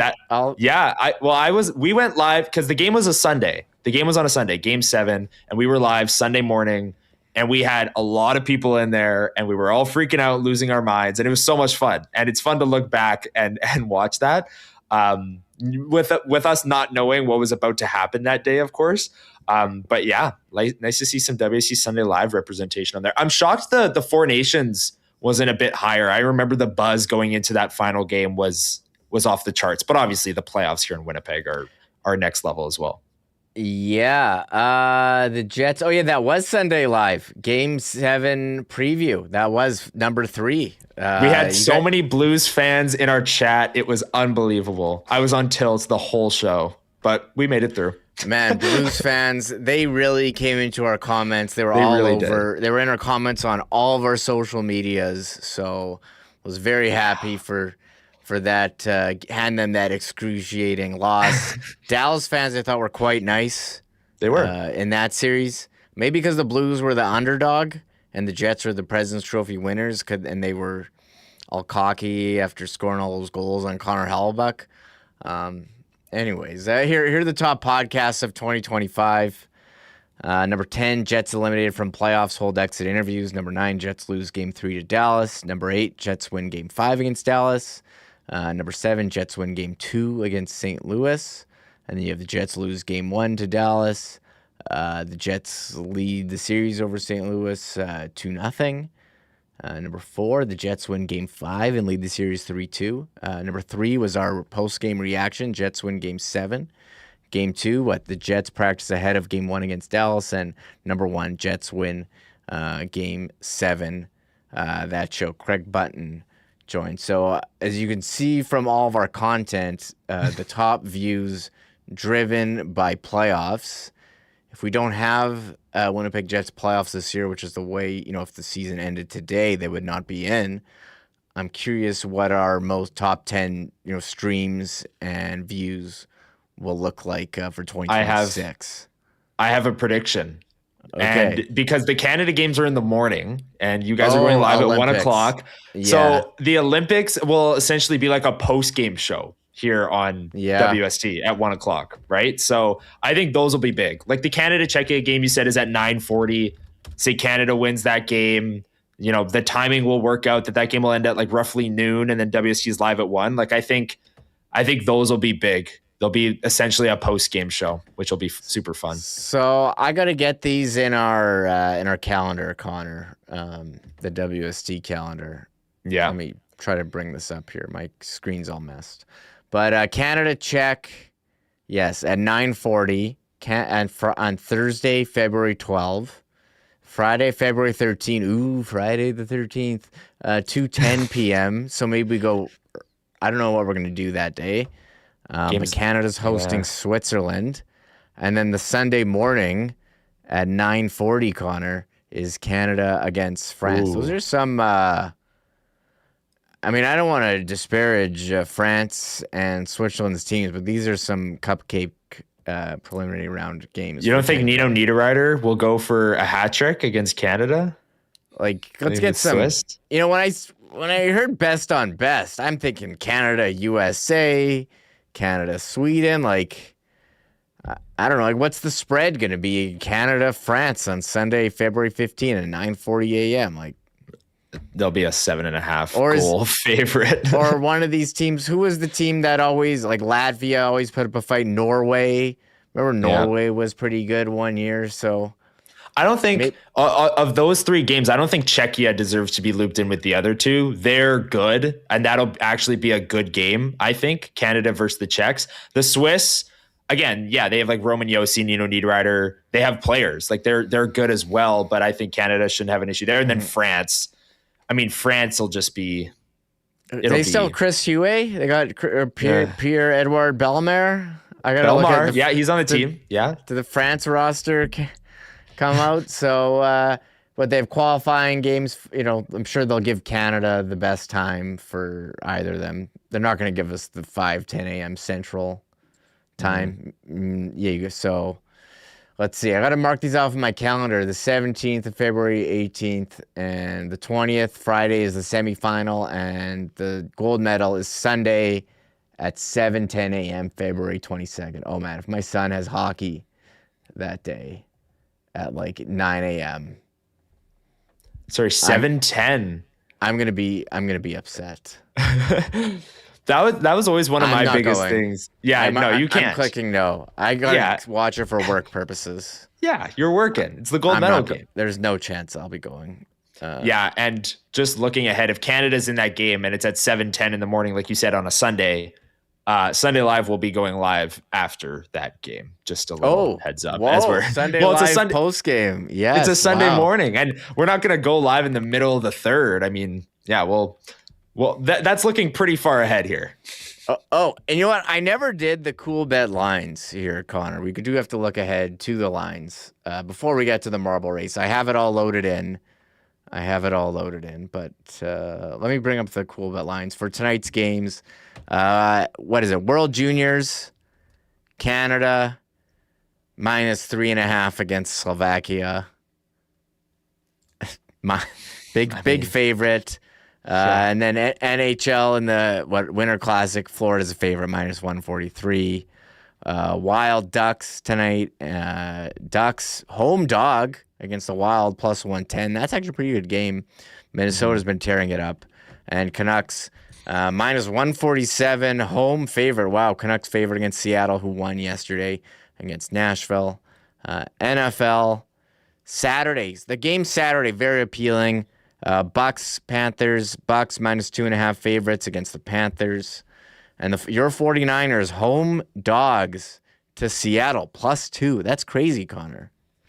Yeah, I mean, I think we talked about this earlier in the week, which players are going to play. There are a ton of questionable players for the Niners, basically their entire offense. Trent Williams, George Kittle, Ricky Pearsall, all questionable. I think Kittle and Pearsall will play. Trent Williams, I'm not sure. I think that line is reflective of a team that won't be without their star left tackle in Trent Williams for the 49ers. So I don't know. I feel like it's going to be a very close game, and the line represents that. For NFL, I would say these regular games, you got to watch who's in, who's out. But the Sunday night game is the game for the division. No Monday Night Football this week. The Steelers, home dogs against the Ravens, +3.5. And Lamar Jackson sounds like he's going to play. He's been dealing with this nagging injury. That's a big one. AFC North Division title on the line. Yeah, that game is going to be awesome. It's in Pittsburgh, so the atmosphere is going to be insane. And these AFC North games, I mean, sometimes it's a race to, first to 13 wins in some of those games. The over-under is only 41, so quite low. Even with Lamar Jackson playing, the Steelers won't have DK Metcalf. I think that's huge for them, and you saw it last week when they lost to the Browns. If I had to pick, I think the Ravens do win that game, Remo. And the 3.5 line, I don't know. I could see the Steelers putting in a great performance. And will TJ Watt play is a big question for the Steelers as well. So that'll be a fun game to close out the NFL season, a win and in the AFC North in Pittsburgh, where the atmosphere is going to be bananas for sure. All right. I think we're done here, Connor. People are getting antsy. We've played you've played the theme song, ready for the marble race. And I'm going to go to one of my favorite tracks. I'm loading them in.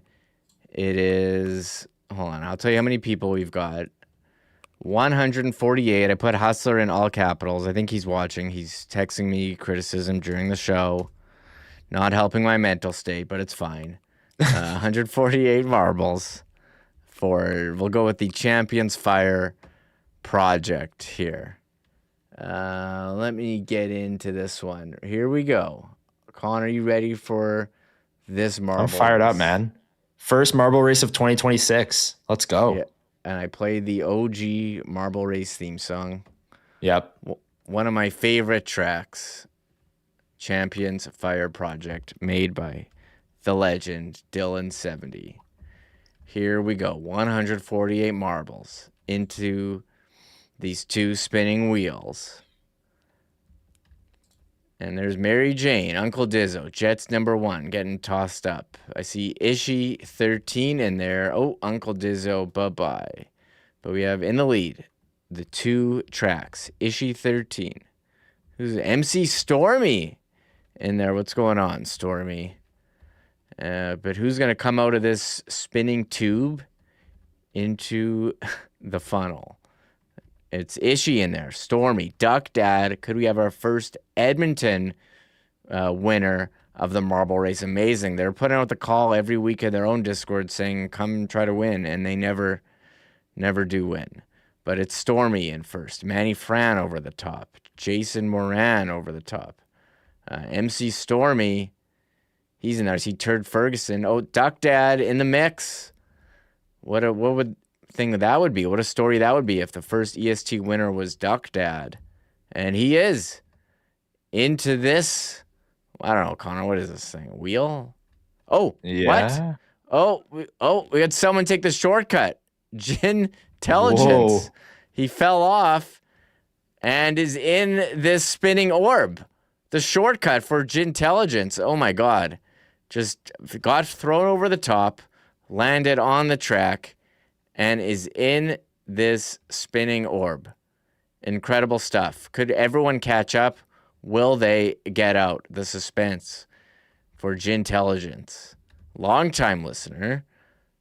Pretty incredible stuff from Gintelligence. People not happy. They don't like when this happens, but Duck Dad is making his way into this orb. But no, Gintelligence, they're out.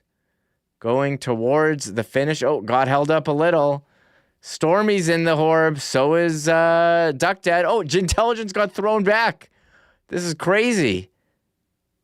No, now they go through and onto this pegboard, and it was just a tease. Gintelligence is the winner. That was, I don't like seeing that, but Gintelligence found the shortcut. Unfortunate for everyone else. But and here we have Elias McCracken in there. We got T. Will, but it is T. Will in second. D.2065. Dan S. 9164. 10 A City 14. MC Stormy. Velveeta 2638. Randall Anderson 4515. XX Revolution 7049. And Sean Gitchliska in number 10. Wow, T. Will robbed there. Well, that was crazy. That was crazy. Gintelligence, leaving no doubt. No doubt. So there's Gintelligence with the win, taking down the WST hoodie with the shortcut as we wait for everyone and the fire is grabbing everyone. So let's go through the list. People love seeing their name in the marble race. Gintelligence with a 16-second win. D2065. 10 A City 14. MC Stormy. Velveeta. Randall Anderson. XX Revolution. Sean Leska. Are people putting these numbers in their name, or is it just randomly choosing a username? I think it's YouTube. I think it's YouTube randomly assigning name or numbers. Excuse me. So YouTube switched from having your name in chat to giving everyone a unique username. It's terrible. We have to rename everyone, relearn everyone's username. I don't like it. Yeah. No spaces anymore either. So we're going down the list. So Hustler DNF. So 69 of the 148 finished. I'm sure the fire burned some of them.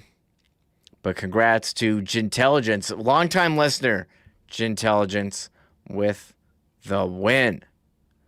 As I scroll down the list, I see a number of regular listeners. Shout out to everyone who is listening. Well, Connor, what a show it has been. You and I will be back Monday. Will we be talking about a 9th straight Winnipeg Jets loss or the start of a new win streak? If you're going to ask me that right now, I'm going to venture to say we'll be talking about a 9th straight loss. I don't have very much confidence that this team will find a way to win. But yeah, we'll be live Sunday morning as well. Liz and I with Sunday Live at 9 a.m. coming out of that Jets-Senators game. And then you and I, Remo, back Monday. If the Jets lose, will there be any changes that we'll be able to break down on that Monday as well? The World Juniors, Canada, if they win tonight, they'll play their semifinal game Sunday night. So we'll be able to talk about that. If they win that, the gold medal game will be Monday night. So hopefully they're in that gold medal game and it's kind of a World Juniors gold medal preview. But yeah, I always love filling in for Huss on these shows. And I don't know how Huss feels going to watch the Chiefs and Raiders in what might be the most useless NFL football game of all time. It's just a bunch of backups. It's basically a preseason game between those two teams just for draft position, but I'm sure he'll have a great weekend out in Vegas. And you and I will be back Monday. Fired up for it. Yes, can't wait. More reaction to Olympic rosters. I'm sure we didn't break down Sweden and Finland. And yes, NFL Week 18, Jets, everything else. Connor, it's been great talking to you, and I do have to give a big thank you to all of our sponsors. You're making this possible. Uptown Alley, Rolly's Transfer, St. Vital Dental, Canadian Club, Princess Auto, Chud's Power Sports, Manitoba Battery, Clean Line. We'll have the Clean Line lines. When they're, no Clean Line today, they're, didn't practice.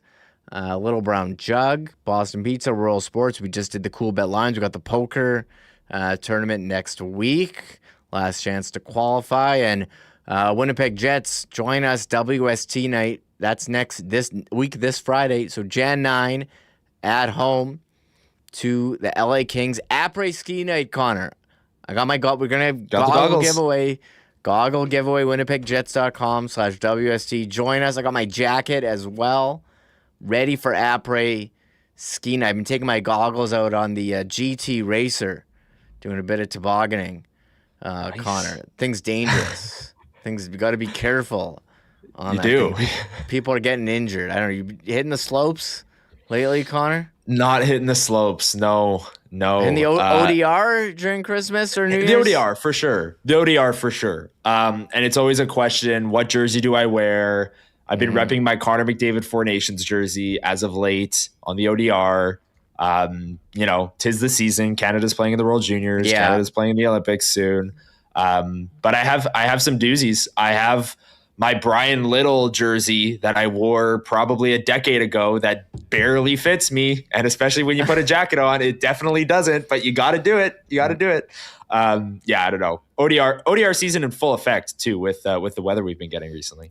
I was out yesterday. It was like -17. No wind though. It was actually perfect. Pretty chill.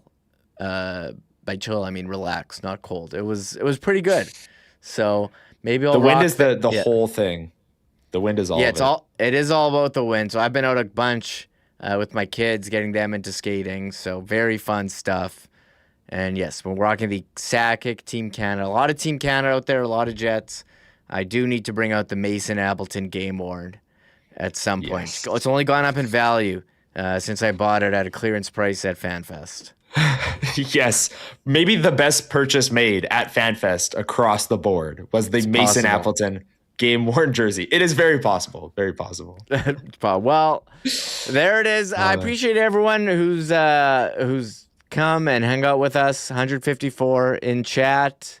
Thank you so much for hanging out and listening to the show today. We'll be back on Monday. Hustler will be back on Tuesday. Shout out to our guest as well, Murat Ates of The Athletic, and Lee Hacksaw Hamilton.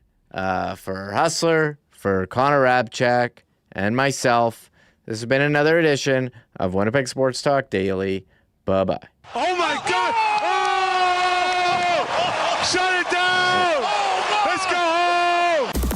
Thanks for tuning in to Winnipeg Sports Talk Daily. Make sure to subscribe on YouTube and your favorite podcast feed at winnipegsportstalk.com.